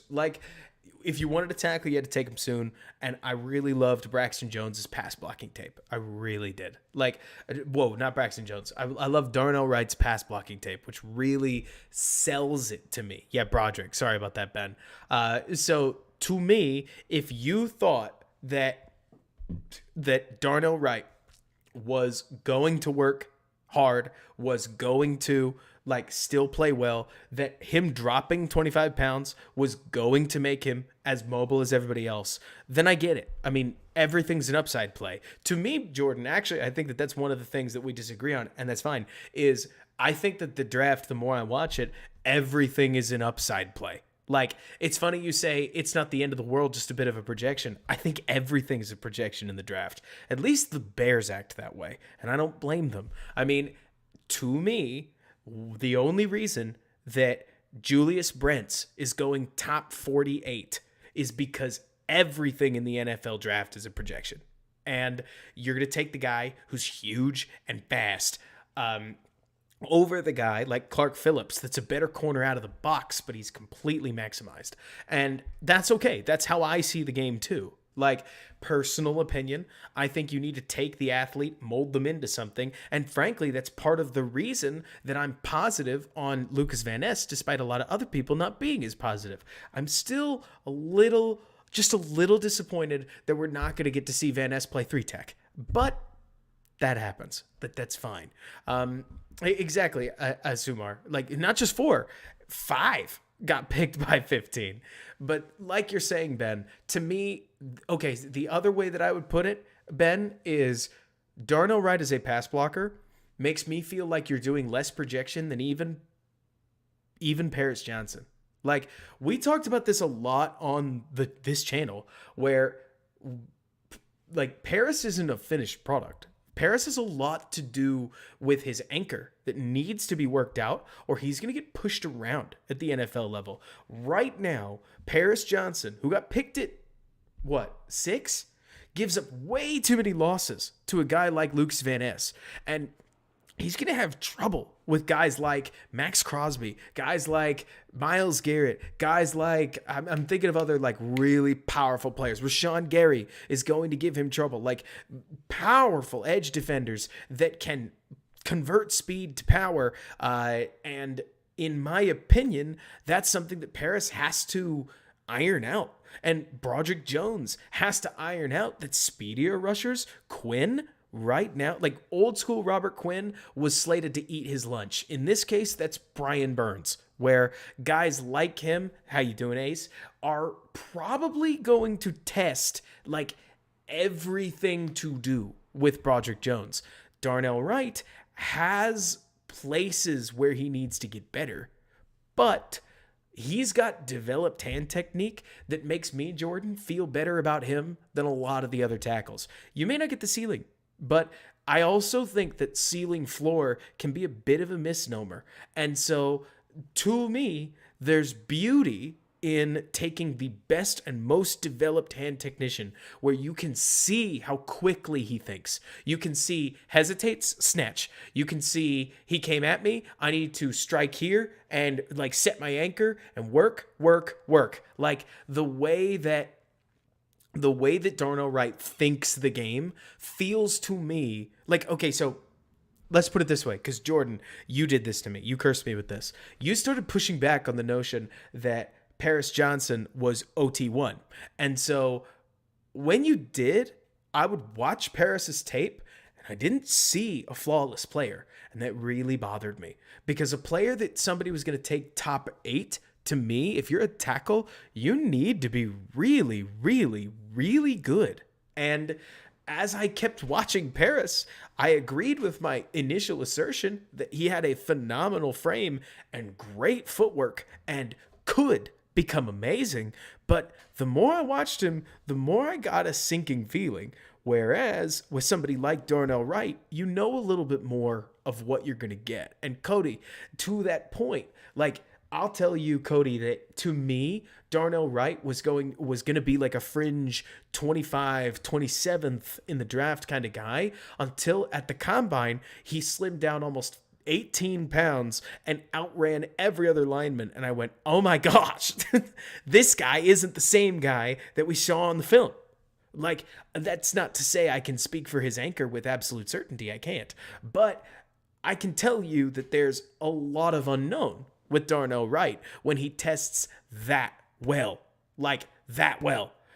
Compared to his college film, where, holy cow, if you ask me, Darnell Wright probably played at 350 or 355. In the NFL, he's going to play at 325. Imagine carrying around a 30-pound backpack. How much slower would you be on your day-to-day life? It's not dissimilar in football. And so I have a feeling Wright may actually have a little bit more anchor problems than we think. Like, personal opinion, I'm not trying to be a doom and gloomer, I promise. I have a feeling that Rashawn Gary is going to put Darnell Wright on his butt a couple times in week 1. He's a rookie. It would be weird if he didn't, right? Like, I would love for Darnell Wright to come out of the gates and be a top 10 right tackle. Probably will not happen. So I have a feeling that more powerful players are going to be able to challenge Darnell Wright, whereas it's going to be the faster guys that are going to have more problems, like initially with Darnell Wright at the slimmer weight. But we'll see. Like, I would love nothing more than for Darnell Wright to just come out looking like a dog. And we'll see. Like, we'll see. Again, we can't show Tyler Scott. We just can't. Because there's not really any tape. You know what? We'll try. I'll show you what we have, but it's nothing at all. Like, it's the Alec Pierce show. There's just, like, Cincinnati in this time in their program was stacked. Like, let me see. I thought that was Scott. I don't even think that is Scott. Like, it's tough to tell what the numbers are. I think that's 2, looking back at it again. Here's a decent rep of, let me see. It's not this one. And by the way, this was the tape that absolutely sold me on Alec Pierce. But so, there's Tyler. This is 21, based on what I can tell. And here's a blocking rep. Because that's what we got. We get a blocking rep for you. You get a little bit of workmanship. We love it. I'm sure there's more in here, but I gave it a quick perusal, and you're going to get like a little curl route right here. You don't get to see any of the speed. If you do see any of the speed, it's certainly not thrown to. So you're going to see better tape about Scott from the broadcast, and it's going to take time for him to like work in. Yeah, Alec Pierce is the one that got away. I'm really bummed. But that's fine. I mean, somebody said earlier, if we have Pierce, do we get more? The answer is probably. It's funny you mentioned that. The guy we lose is Claypool. So Pierce would replace Claypool, which I probably would feel better about, but I'm not going to make a stink about it. But so here's another blocking rep. We are really not going to spend much time on Scott. Scott is really exciting and really fun. I just don't have the tape. And so because we don't have the tape, we're just going to have to sit and wait because Scott won't surprise me at all if he ends up a stud one way or another. He's in that same category of Darnell Mooney, where I'm pretty sure the only reason he got drafted when he did is because he's 175 pounds wet and relatively small despite being fast, but he's quick. A little bit round in his breaks, like imprecise, but this is also 2021 tape. His 2022 tape, he looked much better in and out. So now that we've dosed you ever so slightly, let's go to some fun stuff, right? You know what we love? What do we love? What do we love, guys? You know what we love?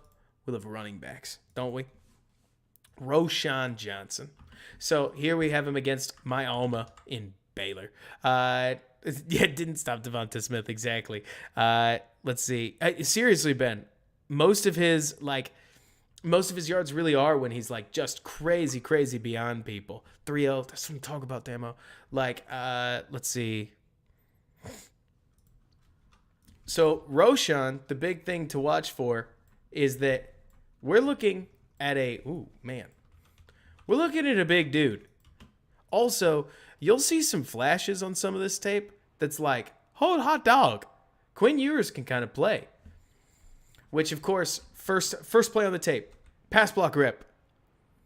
Roschon gets a little bit over anxious about a blitz that's coming. And Baylor, I mean, this is kudos to Aranda, honestly. Like, you take a look at this, and it's like, actually, yeah, where are the threats coming from, right? Like, some potential threats are 1, 2, 3, 4, 5, 6, 7, 8. Goodness, is that seriously? No, it's 7 threats because I'm unable to count. And you've got 7 threats. You have 6 players. And so Roschon is thinking, okay, 1, 2, 3, 4, 5. Or one way or another, I don't know what the center called. But Roschon gets up here to block this guy who falls off. Like, this is Aranda's scheme. It's part of why I love it over at Baylor. I mean, it's super fun defensive tape. It's the stuff that made Jalen Petrie what he was. Because even then, we counted all these guys, or what is it? We counted all of these guys, and he's the one who gets downhill to go make a play. Like, it's sweet.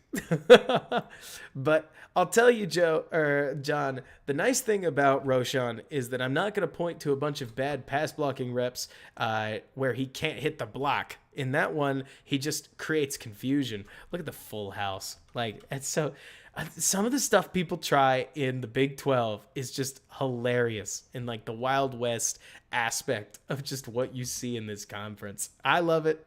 It's funky football, but you get a lot of Roschon Johnson playing fullback, which I don't think he's here to replace Kari Blasingame, but it is funny to see that he's just charging downhill to go hit somebody in the hole as often as he is. But then, first run of the game, double tackle break, stiff arm, hits the edge. I mean, really soak this one in, guys. Because, like, I hate to be the guy who's like, oh, yeah, just hype it up. But, like, we're Bears fans. We're here in the offseason. Live in this, okay? One of my favorite things about Roschon Johnson, and I only figured it out because I've watched years of David Montgomery, by the way. Years of David Montgomery. But, like, you're going to see Roschon, thank you, Damo, take the handoff and go. Like, very, very, very start. Oh, thank you. Thank you, Christopher. I really appreciate it. I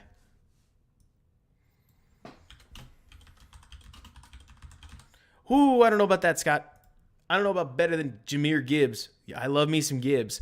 Let's see. They seem to have standard two-jetted that pass pro when they should lock slide. Yeah, I see what you mean, Jordan. I will have to read that again later. But so one of the things that I think Chicago is really going to love about Johnson, I hate to be the guy who criticizes somebody on their way out, but Dave Montgomery had a really bad tendency to take the handoff and hesitate before getting up the field. Roschon Johnson takes the handoff and goes. Like, you don't see hesitation within Roschon's game, which I think really helps him when he's hitting outside runs. Here, you're going to see Roschon Johnson, who's not actually any faster than David Montgomery. You'll see a really nice first step, like frame by frame. You get a nice little burst right there that goes sideline to sideline, challenges. You get a block on the outside edge that spills a little harder than he wants to. So Roschon, here's where you see his explosiveness, by the way. You get 2 steps and a plant uphill. So we've gone from here to here without losing any speed. Breaks through an arm, or like breaks through more than just a little bit of an arm tackle. Breaks through a defensive end. We get a beautiful stiff arm right here. We get another stiff arm, and he never technically got brought down. So we'll go back. Just because it's fun. Like, the nice thing is, this is basically David Montgomery, but he can play outside zone. Like, Turu, I don't know about better runner than David Montgomery, but it's more to say Roschon Johnson, to me, looks like what you wanted in David Montgomery, but he's kitted for outside zone much better because he doesn't have near as many of the bad habits that I think Iowa State really taught him. He runs smoothly, purely, and fluidly through the zone blocking scheme. And honestly, his vision is really stellar.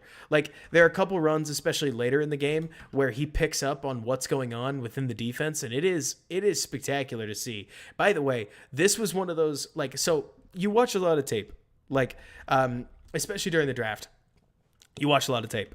This throw from Quinn Ewers is nasty. Like, this is not a quarterback conversation, but like, let's just talk a little bit because yeesh. I mean, we're talking throw from the 38 or like from the 39-yard line, lands on the other 35-yard line, and I really want you to see just how quickly he releases this thing. Like, Ewers is super inconsistent, but when people talk about tools, like, he goes no throwing motion, man within 4 yards of him, frame, ball out. Like, let's go full motion. Shoo. Rope. It's super sick, isn't it? Like, I mean, whoo. This is not a Quinn Ewers stream, but this is the kind of throw that makes me sit there and go, man, if Quinn Ewers wins 11 games at Texas, if he wins 10 games at Texas, he's liable to be a top 15 pick. Like, just because when you can make throws like that, you get the NFL's attention. Like, that is such a quick release. Oh, man. I mean, Mario, I see it. I really do. Because I remember watching that and I went, oh my gosh, did he throw this? Like, anyways, that was, you just don't see that all that often. I watched the I hope I'm not about to rub anybody the wrong way. I watched the Michigan quarterback try his hardest. I watched the Purdue quarterback fair to get the ball anywhere. I watched oh gosh, what was his name? The Penn State quarterback couldn't move the ball at all. I watched Dylan Gabriel. I watched so many of these quarterbacks that aren't NFL football players, good college quarterbacks like Max Duggan, that they're not really placing the ball. They don't have that kind of motion. And no, that's the crazy part, Harrison. Ewers isn't QB1. Oh, you mean Texas. Ewers has to be their QB1, in my opinion. But exactly, Mario.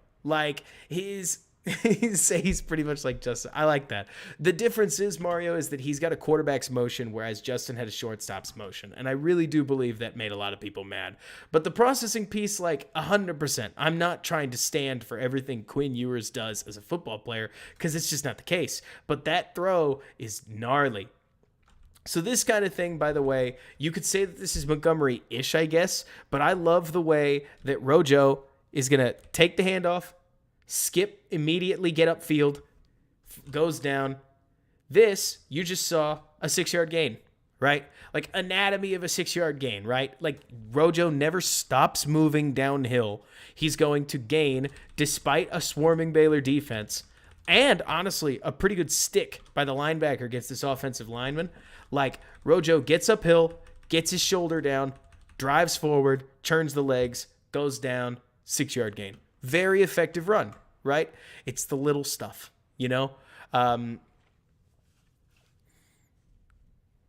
It's that to me is where I'd say Roschon is really going to I don't know how quickly he's going to pop some top of the Bears offense. By the way, here's a nice pass blocking rep.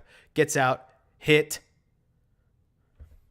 Technically, you could say the guy gets away from him, but nice contact right there. Keeps the feet moving, gets his hands established, and by the time he actually beats Roschon, Ewers is dead and buried. I couldn't show this one in one of those Twitter reels because everybody would have been like, oh, well, he gets, I don't know, the quarterback gets sacked. But plays like this are really nice where you could see how quickly Roschon sees. This is the hole. This is the intended hole, at the very least. Looks like inside zone to me because you see the center going from here to here. But so Roschon sees, and all the linebackers are over there, takes a peek on this side. We're winning on that end, bounces it back, gets through the hole, takes a hit, goes down 6 yards again. Squeezing through. This is where Roschon just gets a bunch of carries. Squeezes through, puts his shoulder down, keeps the legs churning. Everybody jumps in to try to get it out. I don't think they count that as a fumble. I sure hope not. But he's a good runner. I'm not about to tell you that I think he's generational or I don't know, an all-pro. Because there's a point where I think the Homer Kool-Aid gets too far. And that's not to say that if you think of that or think of Roschon that way, you're wrong. What I'll tell you I love about Roschon Johnson is his willingness for plays just like this, where the initial hole isn't there, but he plants his foot, he gets uphill, he lowers his shoulder, he takes the yards that he can get. And then, fast forwarding a little bit, let me see, where's the run I'm looking for? You get a couple of these, just basic battler, grindy runs. Battle. Let me see, what's this? I liked this one a lot. I didn't pay attention enough to get the exact run concept, but it looks like Siaka Ika wins against the center very, very quickly. But Roschon does a really good job managing the space, getting sideways, getting back through the hole, and basically just maximizing the yardage up the interior. He does a really good job at the collegiate level, at least, of reading his keys, maximizing the blockers in front of him. And there's a particularly good lane read that I'm trying to get us to. Because sometimes it's physicality, but he's not, Mo Ibrahim, where he's flying blind out there and playing with a battered shoulder 100% of the time. Here, I feel like he does a nice job. You don't see somebody that's obsessive about getting up the inside. He's also willing and has the ability and the explosiveness to get outside if he needs to, even if that means he's going to freeze a defender, get uphill. And again, like, I love a runner that can go from here to taking, 5 steps, and he's picked up 6 yards. It felt like, did anybody else feel like David Montgomery needed 6 steps to gain 4 yards, right? That, to me, I'm not trying to tease too much. Like, let's see, how is this guy who isn't explosive and has a slow like 40 censored? It's because, well, first of all, he is he is explosive, at least from what I see. Like, when we take a look at, for instance, Roschon Johnson, broad jump is very explosive. The vert's not, but I can't find a running back with a good vert. That's its own separate thing. Like, the 10-yard split and the broad are really, really nice, but also Montgomery, I think, like, had more of a footwork issue. At least the more Montgomery that I watched, the more that I saw somebody who was creating problems for himself behind the line of scrimmage. This is the one that I really, really like. I love this run because Roschon takes the snap. The Baylor defensive end wins inside in dramatic fashion.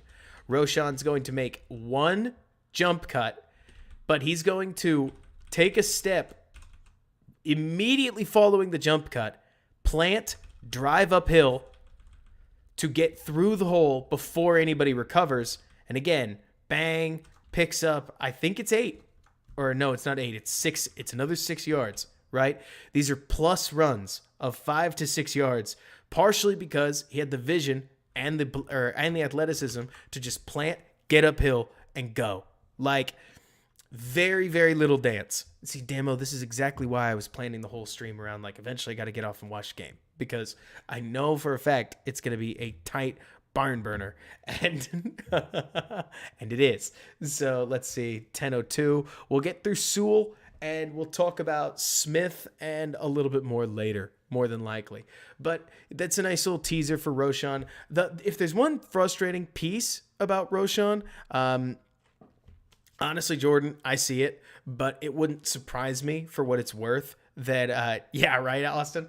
Like, Jordan, I feel like Roschon was always caught in the position of being so fresh that's got to throw your mindset off when you're a huge running back that's being told by everybody, oh yeah, go out there, bruise him a little bit, so that when Bijan comes in, he's that much faster. Like, I can't say for sure that I know that's what's happening, but I've been a part of coaching rooms where subs were told to be more physical than their starting counterparts, specifically to spell the guy by take a little steam out of them while also giving our guy a break. Again, can't say for sure. I'm not in Texas's room, but it does feel like Rojo took some spectacularly violent hits while delivering some spectacularly violent hits. If there's one thing that really annoys me about Roschon Johnson, it's that trying to watch his film is really frustrating, because you get a normal starter's worth of snaps in 4 games. So I would say I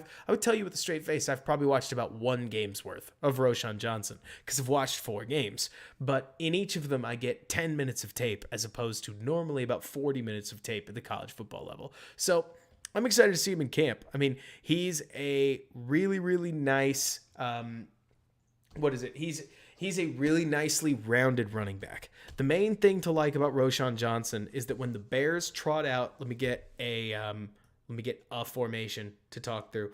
When the Bears trot out this formation, which actually is not un-Bearsy. So if Roschon Johnson is the running back here, you can feasibly run a bootleg either direction. You could run a standard play action pass with all kinds of route combinations, like on the back end of that.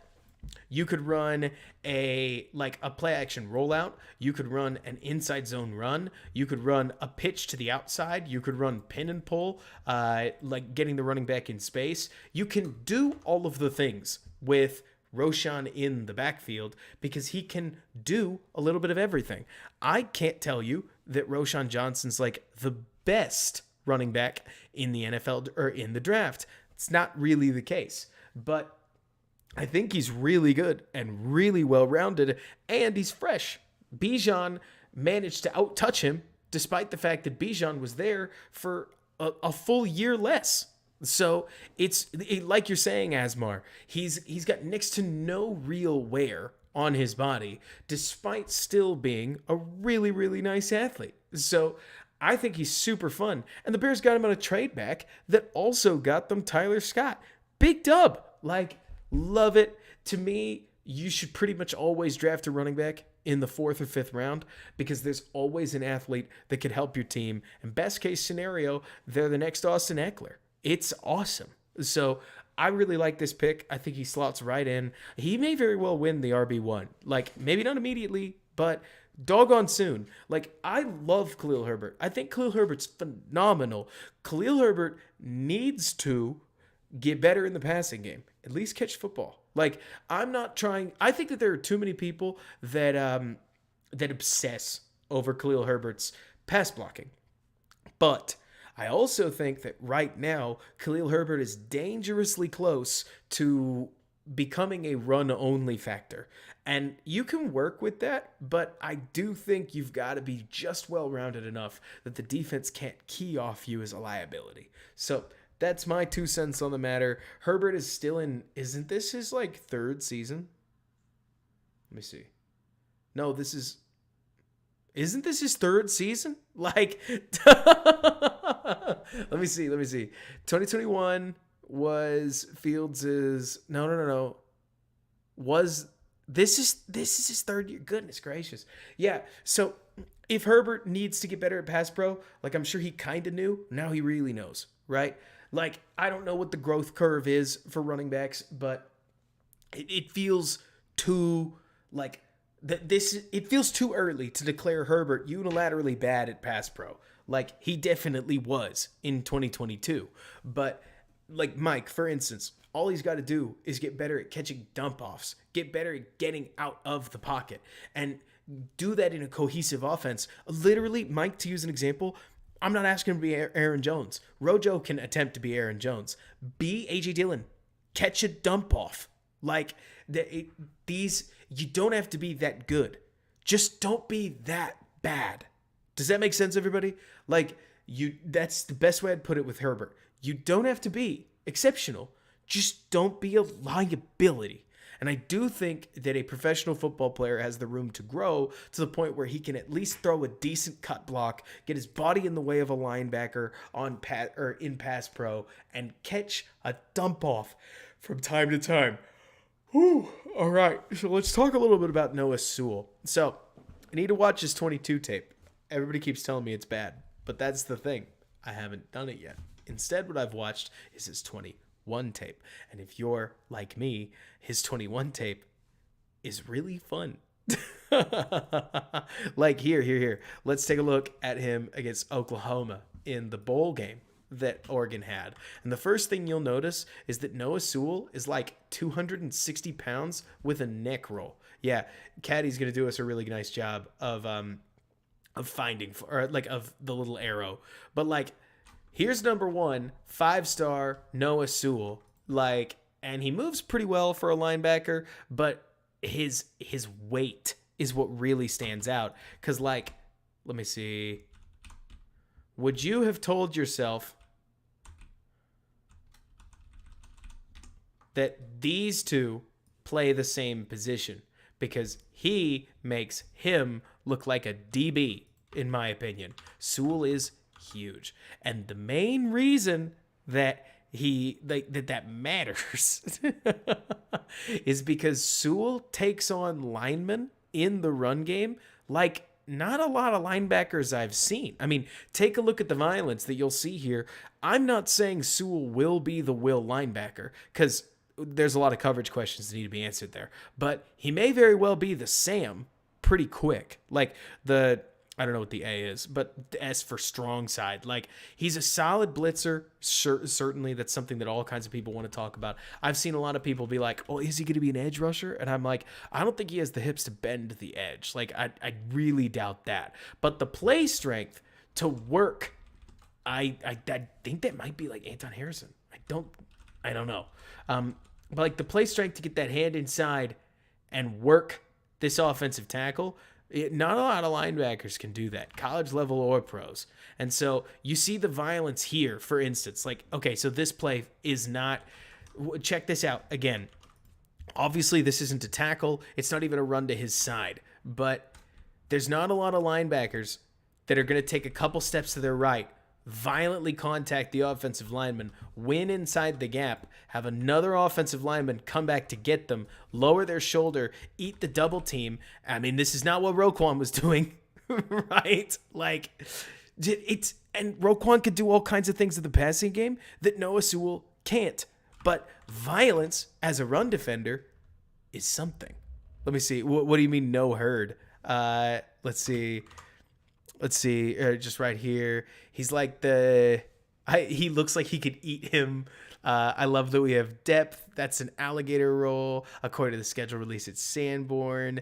It wouldn't surprise me if it is Sanborn. Like, I am not anti-Sanborn. It's more to say that when you talk about the Bears being potentially a poor run defense, you look at a guy like this and you go, well, that's an asset. Like, again, there are things that Sewell is doing as a run defender that lots of guys aren't. I love this play, by the way, where you're not going to see this tape was a bad tape for me to watch first because it's a good player. Like, Sewell comes out and he's going to hit a jam so hard that this wide receiver is just going to stumble, finally collect himself. And at that point, Williams has already dumped the ball off. And then Sewell challenges the ball carrier. Of course he does. And goes in, or gets up and makes the hit. I'm telling you, I'm showing you poison tape because, like, this right here is the guy that, in case you haven't Googled him, Noah Sewell was listed in the first round of a bunch of people's way too early mock drafts. And then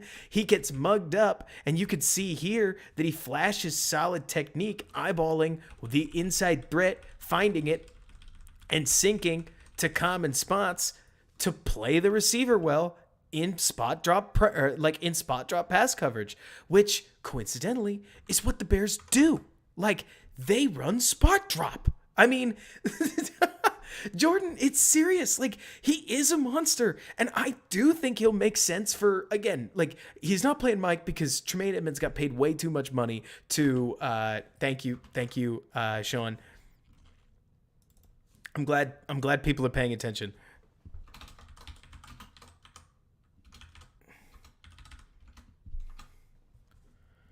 But so, let's see. What was the cause of his drop-off? Mike, they switched defenses. Like, what I've constantly heard is that they switched defense in 2021 to 2022. Oregon's not running a 4-3, but they have a lot of very similar 4-3 principles. One gap ideologies, spot drop, defensive, like zone coverages. Basically, they went from doing what the Bears do to doing what the Bears did. And Sewell isn't a 3-4 linebacker. He's a 4-3 linebacker through and through. And so, to me, like you're saying, Akusai, worst case scenario, Sewell looks like a really, really good teamer.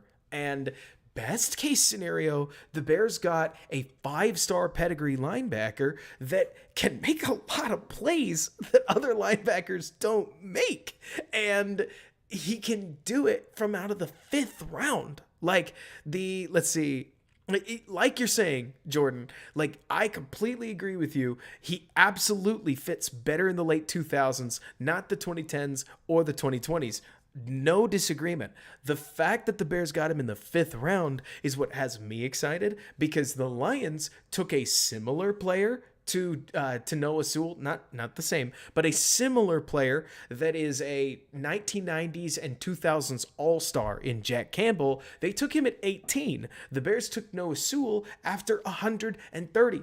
And so, to me, there's serious value in the player that the Bears selected, whereas the Lions need Jack Campbell to be a stud, and they need him to be a stud fast. So I've really, really enjoyed this tape. I mean, it's even a tape of Oregon getting low-key obliterated, but you see little things like snap, ball moves, find his guy in zone. This is what the Bears do.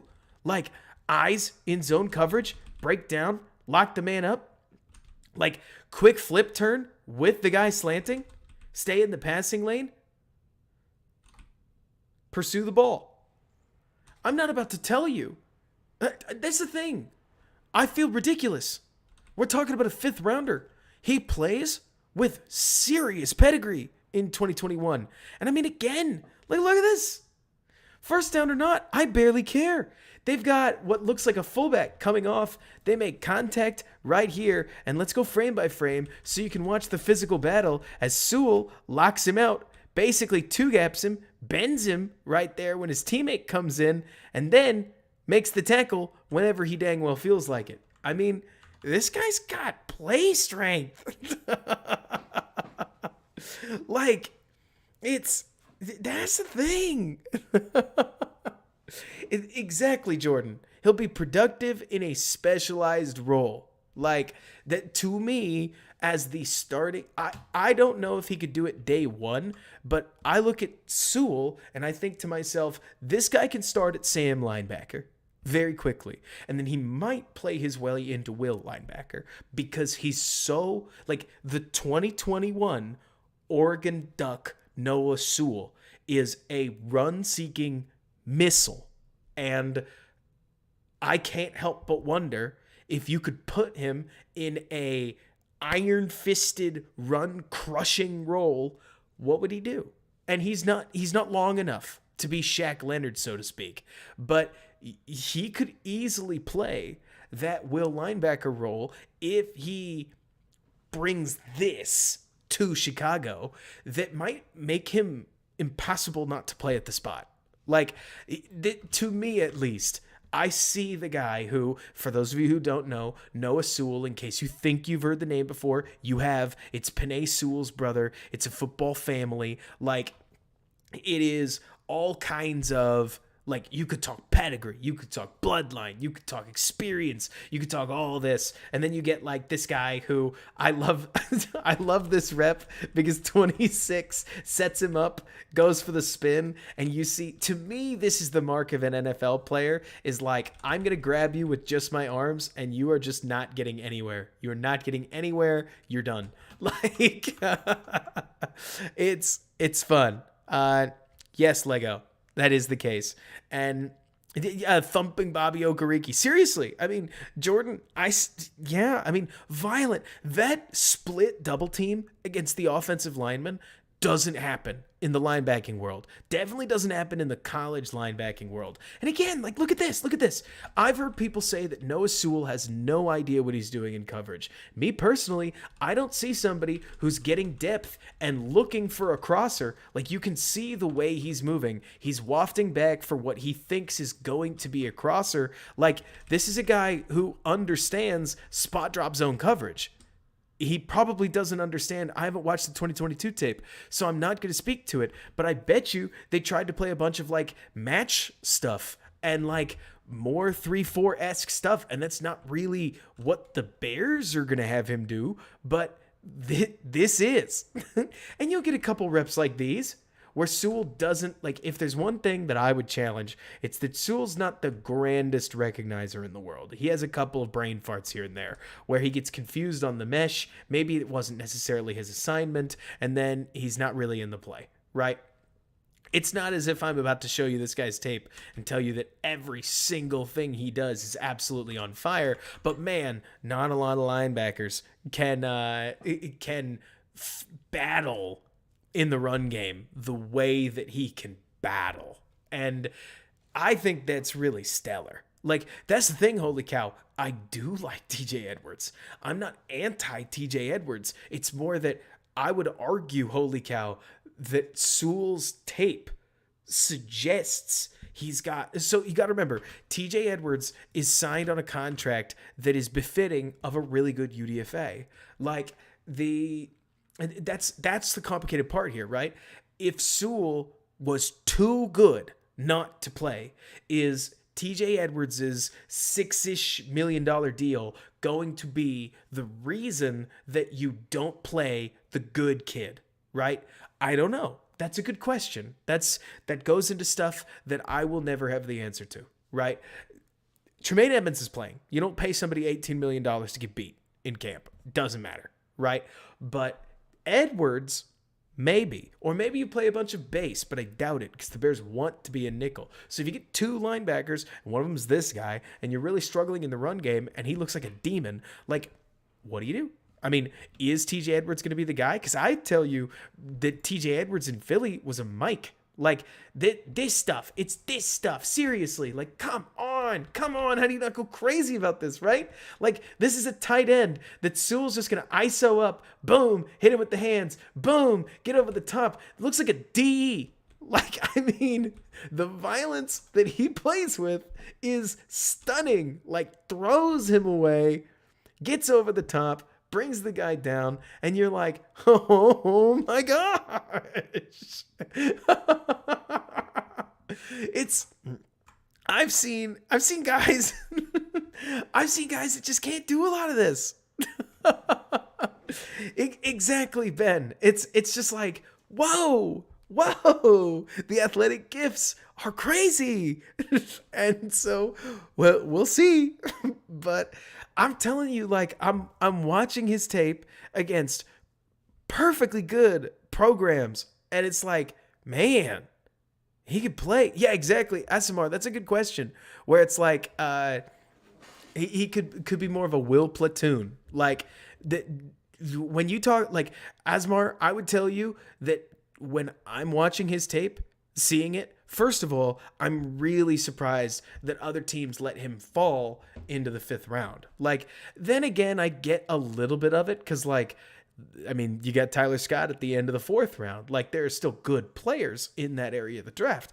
Absolutely. Maybe there was something with the linebacker thing. Like, I'm in the same place, Mike. A lot of it is because that 22 tape doesn't look like this. But Jackson Smith-Jigba got taken at 20, and he didn't have 2022 tape. Like, I get there is truth to the idea that bad tape is way worse than no tape. But I would struggle to believe that with a linebacker, for crying out loud, that's the thing, Akusai. Like, him not being a fit in a 3-4 doesn't surprise me in the slightest. That we went on a rant at one point. I know we did because I've talked to too many people about this, where if there was one positive thing, I have to pause the tape. I have to look in the eyes. Everybody, you need to hear me say this. There may be one positive to the Bears running what can only be described as an archaic foundational defensive system. Like, it's old. It's dying. It's if it's not already dead. Like, the Bears are running something super retrograde. And the only positive about it is that, like you're saying, Ben, there may be talent fits that are out there that are superstars in a defense like this that nobody else wants. And I mean, to Jordan, to Akusai, to anybody else out there, that, like, I'm not about to try to pretend to you that I think that the defense is schematically amazing or something. But if you can take a talent like Noah Sewell that you got in the 5th round and make him a top 10 linebacker, whoa, Robert, let's calm down. Sure, agreed. A top 25 linebacker, like, at that point, you are gaining an advantage, not because the defensive scheme is elite, but because you're able to pick up value, effectively hunting for trash, like within, or effectively hunting for treasure within everybody else's trash. Kanger, what makes it old is that it has literally been getting run since Lovey was running it back in 2006 and before then. Like, the 3-4 is very in vogue right now because there's a lot of disguise-based shell gamey stuff we could do. I could make a whole video, and I probably will at some point. The 4-3, it's much more common these days to try to two-gap because defensive linemen are getting better. A lot of guys can handle it, and when you can two-gap, especially when you can get 2 guys two-gapping, like, you are going going to attempt to load as many people as possible in the secondary, because everybody's goal in a 3-4 is to basically try to get as close to playing aid in coverage as possible at all times to try to limit the pass, right? You're trying to find these guys like Roquan Smith out there that are basically hybrid safeties playing linebacker, because they've got such good coverage instincts that they are giving you an extra DB on the field without sacrificing a linebacker. Same principle as a tight end, but apply it to the defense, and that's what you get in modern linebackers. Sewell is not that. Sewell is Payne Durham. Sewell is Heath Miller. Sewell is, I don't want to say Jason Witten, that's too far. Like, Sewell is that big tight end that blocks, like you've always thought about. The big tight end that blocks, and he catches it sometimes, and it's just not in style anymore because everybody wants Zach Ertz, right? But you still get linebackers like, I don't know, it could be Jack Sanborn if you want to take it a little far. Like, there are all kinds of guys that can play perfectly good linebacking roles at this spot. Sewell, to me, looks like a standout player in a 4-3, and it wouldn't surprise me. You mentioned Dez Akusai. The problem is, I actually remember Dez being relatively small. Like, not in like a really small kind of way, because he wasn't Olsen, but Kanger, it's not that it's inferior, it's that people act like it's inferior because it's less new. A good way to put it, Kanger, I hope that this is a good way to put it, would be like the difference between a 2005 sweet Mustang versus a brand new Mustang GT. Like, it's not that the car is actually worse, but also, Kanger, the other thing that doesn't help, okay, actually, let's break away from the car metaphor. Kanger, the biggest thing that I'd really point out here is that there are books written on how to beat cover 2. There are books written on how to counter 4-3 Tampa 2. What are the rules? How does this defense work? What is new is often unknown. And so stuff like the tight front, stuff like the, gosh, they call it the 3-3-5? Like, the weird stuff, the 3 safety defense that Clemson runs, like the match quarters stuff that they do at Georgia and Alabama, things that haven't even made it to the NFL yet. Like, these rules are not well known enough that your standard offensive coordinator knows how to beat them. Like, people go through high school playing against the defense that the Bears are running, which is part of why the Bears can get athletes that play so quickly. But also, it's part of why, like exactly what Ben was saying, like, it's part of why the Bears gave up 6 more touchdowns than anybody else in the NFL last year, because they were a bad defense without players that people knew how to beat. And so it's not bad because it's bad. And it's not bad because it's old. It's because you need amazing players. You are not going to get away with just a bright idea. Within this defense, you need dudes. And the good news is that Noah Sewell kind of feels like a dude. Like, I don't mean to, let's see, we're at 8:49:06. Let me see if I can find it again. I'm sure I can. Let me see, is it this one? No.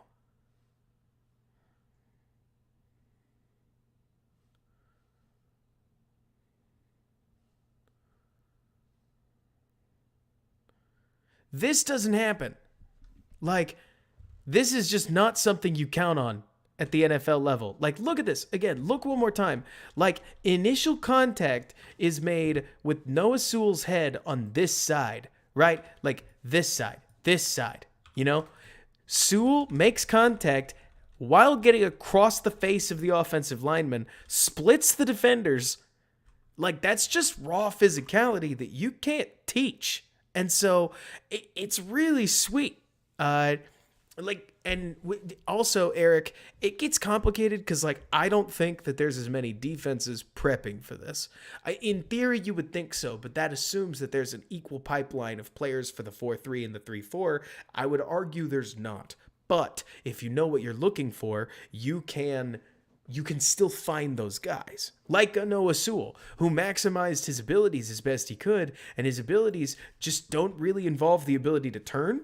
Like, Noah Sewell can drive in a straight line. He cannot really turn or corner. He can bend a little bit, but he can't corner or turn.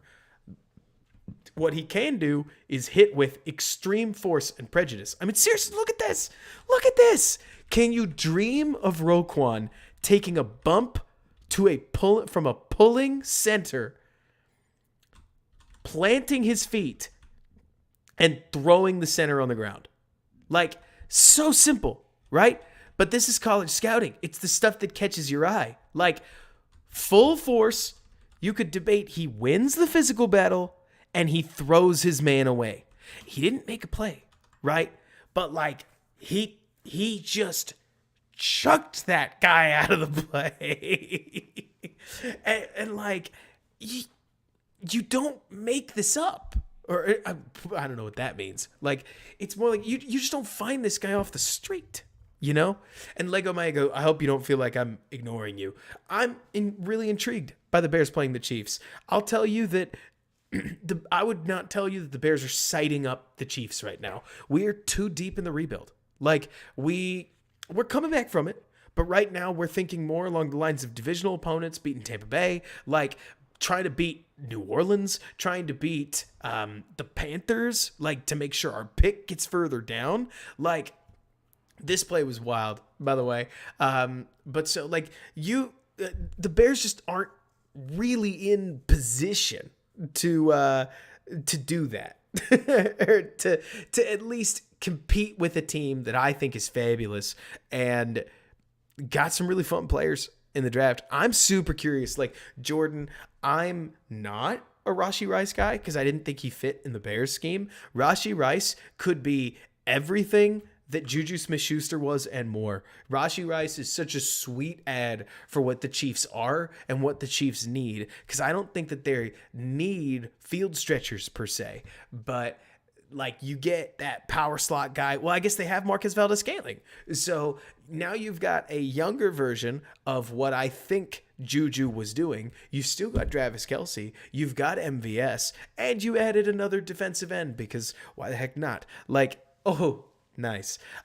Jordan, I don't know. Like, I can't think of a linebacker that is this violent. Like, really can't. I mean, you get this, I feel like, more at the college level because at the NFL level, they want these guys to move a lot faster. But it's hard for me to think.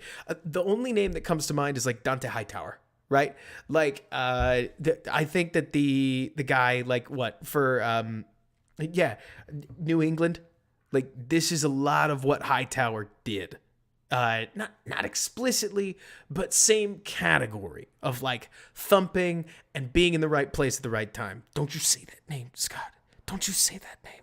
Like, that's a big comparison because that's the hard part, right? You either are good enough in coverage or you aren't, flat out. But at least, especially when you're one of these zone droppers. But there's just so many things that Penei Sewell's brother, Noah Sewell, can do. Like, again, I mean, come on.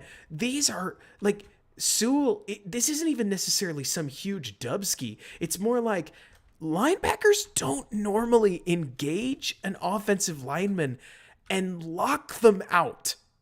Like, that's just stuff you don't see.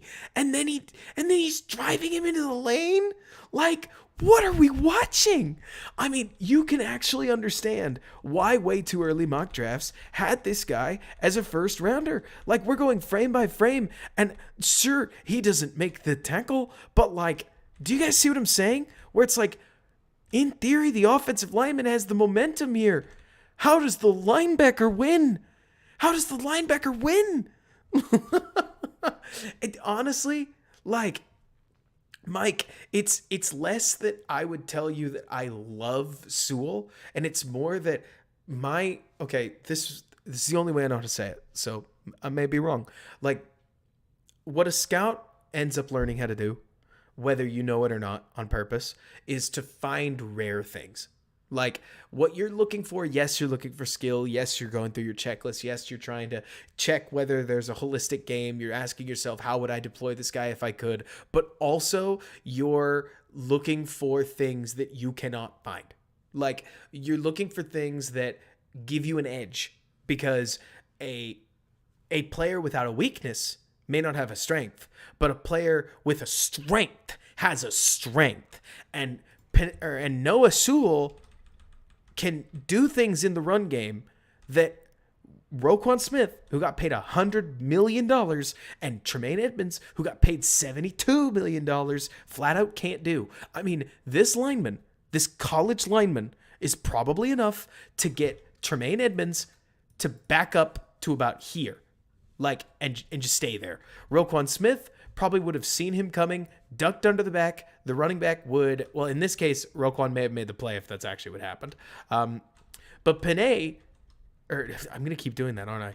Noah is in a position to track the running back, not even see the man, like, because he's still got his eyes on the runner, make contact, and affect the play with pure brawn, which is just not normal. And so I really promise you, like, if Noah Sewell can't hang in coverage, he won't hang in the NFL. He'll be a good teamer. Like, I bet you he'll block pretty well. I really do. And so it won't surprise me if he's going to be a really strong special teamer, especially if he's got the can-do attitude to do it, which you would imagine as a fifth rounder he probably will. I just sit here and look at this and think to myself, you know, the Bears want to run a run scheme, like Demo, for instance, maybe, but you don't want to rotate that often. The other thing worth mentioning is that, like, rundowns and pass downs, if you treat them too literally, no, Quentin, I have to watch the Stars game tonight. Like, if you treat them too literally, the rundown pass down thing, a good offense will tempo you and stick you in a passing down with your run D personnel. Right? So, like, a good D or a good offensive personnel will just catch you. They won't let you sub, and they'll grade you. That's why you want a front that can do a little bit of everything. Q, I don't know if you opened this and got into this. It is bananas to me how strong a player Noah Sewell is. Like, I mean, I see the first down pedigree when I watch plays like this. An offensive tackle getting locked out by the linebacker and pushed around, controlled into the lane across multiple steps. Again, we're talking about somebody with a massive wingspan advantage. Like, if we go and we take a look at this, let's go Noah Sewell. Mock draftable. We've got this set on linebacker. Even amongst the linebackers, his arm length is not particularly spectacular. You go down, you check it out. It's 31 5/8 inches. Like, his wingspan is truly nothing to write home about. And so it's bizarre to me to see Sewell get inside a guy's kitchen, control him to a point where you would expect his teammates to make a play, and then they don't, and that's fine. Nothing you can do about it. But while, like, I know there's a lot of people that are really obsessed with Sewell as a pass rusher, I think he's a solid blitzer because of that play strength, but I really see more value with it in the run game. And I heard somebody else have this idea. I think it makes a lot of sense. It's not the Edge Project thing. I think in a world where the Bears used him as a creeper more often, and basically played him like a lot of Zimmer defenses and Patriots defenses have, where you mug him up and then you drop him off into that short zones, that you could get a lot more out of him than like if you just played him with, let's call it standard, like, run stuff, right? It's to me, I see a lot more value in Sewell the closer he is to the line of scrimmage, and the less you are trying to drop him back 10 to 15 yards, the better. Not because I think he, like, sucks in that region or something, but more that I want him to be able to damage and dent the run game, and for the opposing defense to have to deal with it. Because I'll tell you what, okay, let's use an example. In a world where, let's say, Noah Sewell is like your dude, you know what I mean? If we're going to count, let's say in the run game, Noah Sewell is getting you the value of two guys in the run game, right? Like 1 = 2. I know that's so stupid, but, like, this is the way a lot of people count. Like, can he get you an extra guy? In this world, right, where if you know that the opposing team likes to try to test Sewell by breaking somebody beyond or like right behind him. In theory, that's what Eddie Jackson's for, right? Like if you get the offense to cater around your defensive player, then you could punish what that offense is doing by effectively taking advantage of them being predictable. Like that's not to say that it's always going to work, but you can, again, like if you get beat on 4 slants, but you pick off the 5th one, you netted more.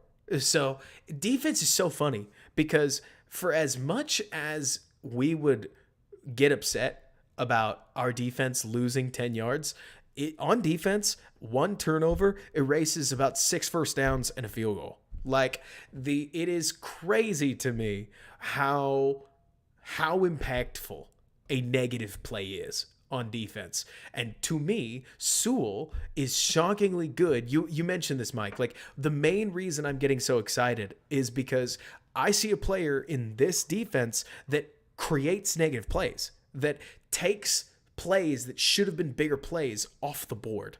And that, to me, is what makes a player special, is when you see a player, like, let's use an example. Kindle Vildor. What is Kindle Vildor going to provide? And this is not me dunking on Kindle. Case is jumping in. Well, it's going to sound like I'm just going to hate on Vildor Island. And we love Vildor Island. Great vacation destination. But so the main thing is, like, what does Vildor get you in your defense that other players can't and that the other offense has to worry about?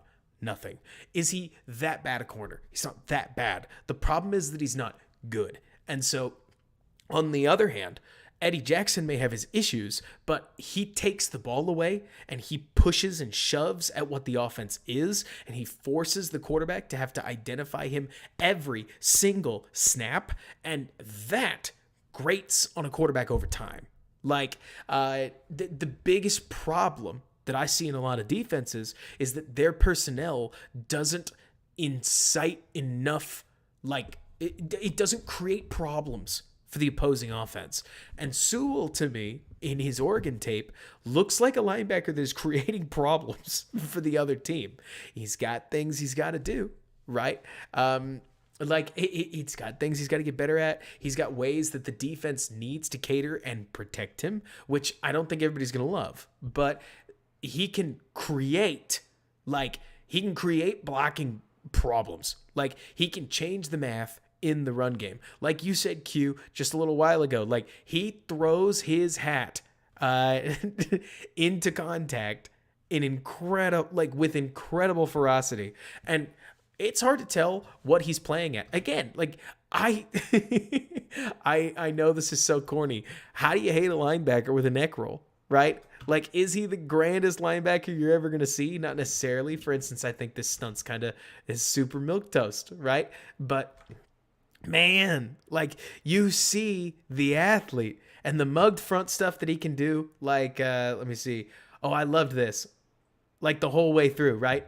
Where it looks to me like his assignment is to simulate a blitz and then take the running back one-on-one in one-on-one in man coverage. So snap comes, and a lot of times they call this check and release. If you see your running back blocking, you blitz. And so he sees the running back blocking, he starts to blitz, the running back peels out.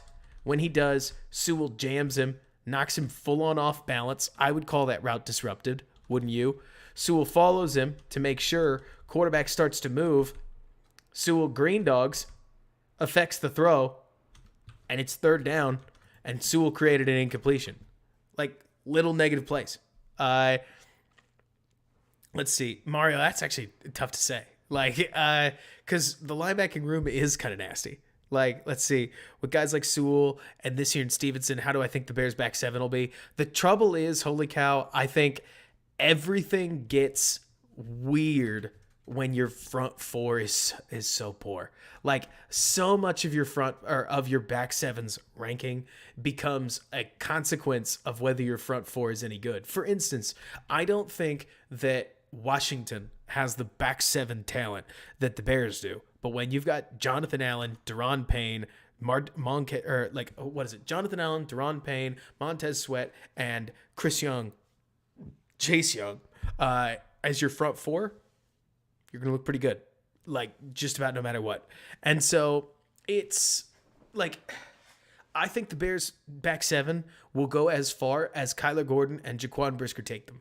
Like, personal opinion, I think that we assume a lot of things, and I want them to take a second step. I really do. The big question I have right now, can I be blunt with you guys? It's not Gordon. It's really not. Brisker, when I go watch the tape, looks like Landon Collins. Not in the great way.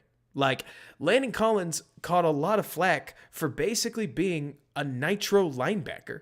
And I don't know how Brisker's going to be as a coverage safety. And not everybody has to be Eddie Jackson. You don't. But you have to be able to play catchman. Like, for those who don't know what catchman is, let's pretend this is a safety. It's not. I don't think it is anyways.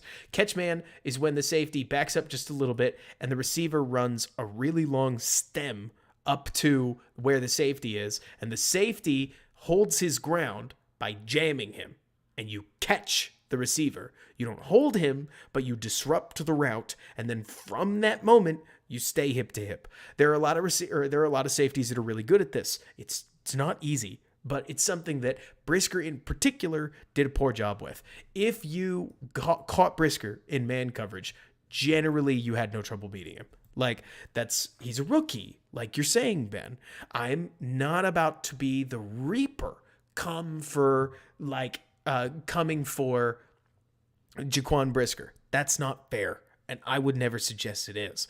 But I also think that if Brisker can get better at it, then the defense benefits a lot from it, because sure, your nickel corner struggling, shocker, right?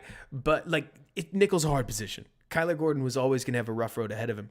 I feel like he got a lot better, not just as a nickel, but also as an outside corner. Like, Kyler Gordon looks like he's adjusting to the NFL game, and he made some plays in coverage that were outright spectacular and really flashed the hip fluidity and all of the pedigree that you would look at, especially in that Buffalo game. I remember a couple where it was like, oh, Kyler, that was nasty. Like, Philly had a couple of other good ones too, where Kyler would basically fade backwards on a cover two assignment and break downhill, and he was able to bait the short throw and then tackle the short throw behind the line of scrimmage and create tackles for loss that basically should not be. But like you're saying, Jordan, I mean, I need to learn more about what gap discipline is. Just spend some time watching some clinics, because it wouldn't surprise me if Brisker wasn't as good in the run game as I think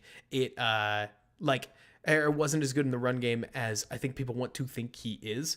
But like you're kind of suggesting, Sir Lord, it does feel as if Brisker is a little behind, which I got to tell you, Sir Lord, not to be that guy, generally you draft a 24-year-old. But also, hey, just calling a spade, if all your draft picks hit, you'd be an amazing drafter. Like, Brisker may not work out. It's year one. Shut up, Robert. Yeah, I get it. Yeah, we're all on the same page, right? It's more to say that, like, there are risks, and I don't know. And at this point, I feel as if Kyler Gordon looks like he's going to be all right. Jaquan Brisker might be the weakest link of the defense, at least in the back seven, because it's not going to be TJ Edwards. It's not going to be Tremaine Edmonds. Tremaine Edmonds may not be the star of it, but he's not going to be the weakest link. He's too talented and played too well in too similar a defense in Buffalo. I don't know if it'll be Tyrique Stevenson. That would be pretty normal. But Brisker's best plays were like the icing stuff, right? Like, the best way I could put it is a safety shouldn't get you sacks. That's neat, but it's not that important. Brisker's best plays were the stuff he did in the box. In my opinion, a safety's best plays come what he does beyond 15 yards. And like you're saying, Scott, second-year player could totally change. But I haven't seen it yet. So when you ask me, like, what's the deal with the defense, that's definitely the one that I'm looking at right now. And just saying, ooh, what do we have going on? Let's see, what is this? Yeah, the pick he had against New England was pretty sweet, but if memory serves, it was kind of thrown right at him. Like, in fact, I kind of remember it being everybody else's work. Okay, so we'll wrap up with Terrell Smith another time. I want to go watch a hockey game, if you guys don't mind. And plus, it's All-22uesday. Like, I love All-22uesday, but we got Friday. We got a weekend coming up. We should sleep a little bit. Plus, if I'm not streaming until God knows when, every single week, there's more we can do. Eventually, let's do some stupid stuff. Let's find some football video games. Let's play some Madden. But we've also got a lot more film that we can break down. I'm really excited. I'll find more Noah Sewell. We'll pick back up with more Sewell. Scott, I am a Stars fan. Why do you guys keep wanting me to shout out Connor Bedard? This is bad news to me. Huge news for the Central Division. Big news for the Blackhawks. It doesn't matter whether it was rigged or not. It is good for the league. Like, no doubt about that. Good for the league. But like, oh my gosh, seeing Bedard go to the Hawks is not good news for me. That's fine. Let me see. Asmar, you mentioned beyond 15 yards, Brisker was lost, but it didn't matter because of what Vildor and the bag of bad Jalen's did. Yeah, I agree. Let's see. Oh, man, has it really? Oh, yeah. Kusai, I'll tell you what. Okay. Conspiracy time.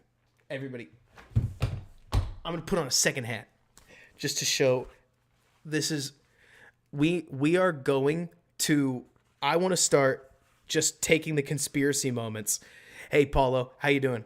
And really starting to lean into them. Maybe I'll get more hats so that when we really start to put, or maybe I'll get a tinfoil hat. Honestly, that could be great. Maybe a little bit of everything. Anyways, so here's my conspiracy. Okay, I love football. I think sports are hard. I don't think sports are rigged. Sports would be too difficult. People talk about this. People are like, Robert, do you think the NFL's rigged? And I'm like, guys, I spent 5 years watching the WWE very seriously. I don't know if any of you guys have. They are way more deliberate, like, than you'd think they are as professional athletes. Like, they are slow because when you're faking stuff, you have to communicate and you have to move together. NHL, NFL, NBA, it's too fast. You know what I mean? It's not rigged because it's too fast. Most of this stuff doesn't happen like slow enough for these guys to be communicating about what the game script is. Does that make sense? But it wouldn't surprise me if eventually the NFL is going to do whatever they can to help the Bears be good. Like, call me a loon, but it reminds me of the 2019 season where, if you guys remember, for the first 5 weeks in a row, the Bears got every whistle. Like, it's the Green Bay thing, right? If you go look it up, Green Bay gets helped by almost 4 times the penalties than anybody else in the league does. And that's because the league likes them. Like, let's just call it what it is. Like, I don't think that it's that impossible for us to say that referees are given maybe a preferred outcome. Not that they are forced to make it go there, right? But because if it's a tie, go with what makes everybody the most money. I mean, it's the college football playoff argument, right? Like, Eric, I will never understand why, but Green Bay has a massive fan base. Massive fan base. I will never understand it. But having lived my life as a Bears fan, the amount of Packers fans in Texas that I've run into is beyond me. And they can't just be here. Like, I'm with you, Asmar. Like, I will see. But it wouldn't surprise me, just saying, if the Bears may catch a little bit of league favor, because when the Bears are good, Chicago brings money into the game. Like, it's a huge fan base. It's the same thing that everybody, like, what is it? It's the same thing that, like, DeBears blog and other guys were talking about this whole week of, like, teams want to host the Bears because Bears fans travel. Like, we'll see.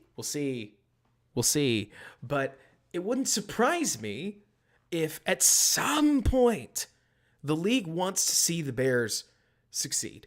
And I don't know if they're going to do anything. Like, I don't think it's going to be that blatant. For instance, I don't think like a ref was in somebody's pocket when they swallowed the whistle with New Orleans and the Rams. You know what I mean? Like, I don't think that somebody was in somebody's pocket when Jalen Ramsey got clearly OPI'd and they didn't call it during the Super Bowl. Like, I don't think it's that conspiratorial.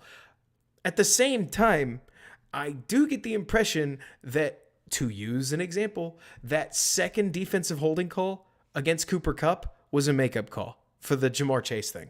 Like, refereeing's weird. Officiating's really weird. Really weird.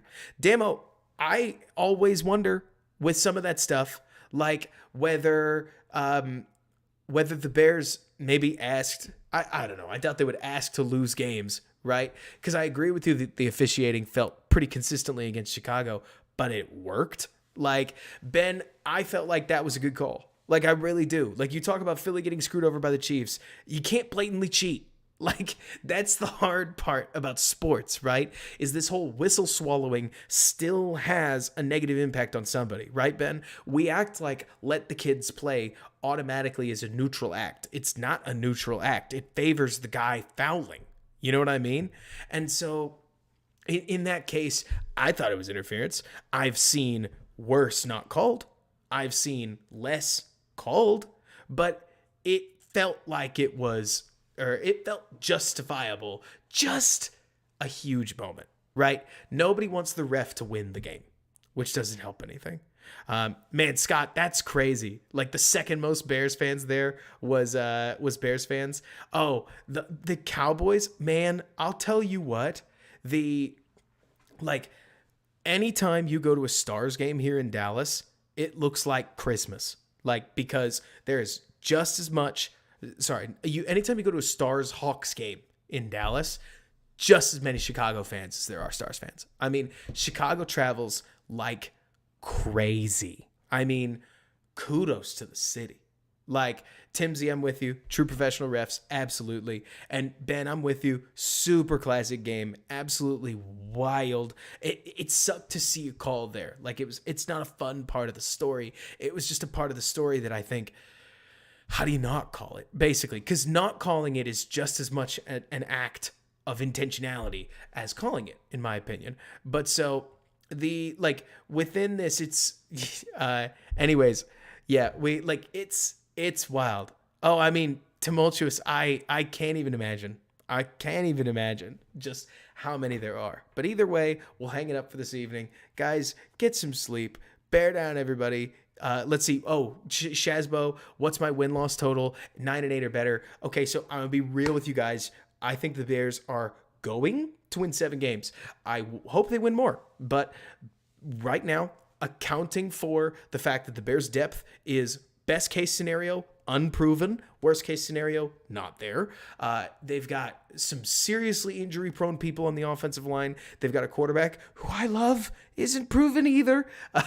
They've got a receiver room that really needs to mesh, a passing game that never threw that didn't average more than 150 yards, a defense that got road graded, and they still don't have a starting edge. Like, let me see who asked.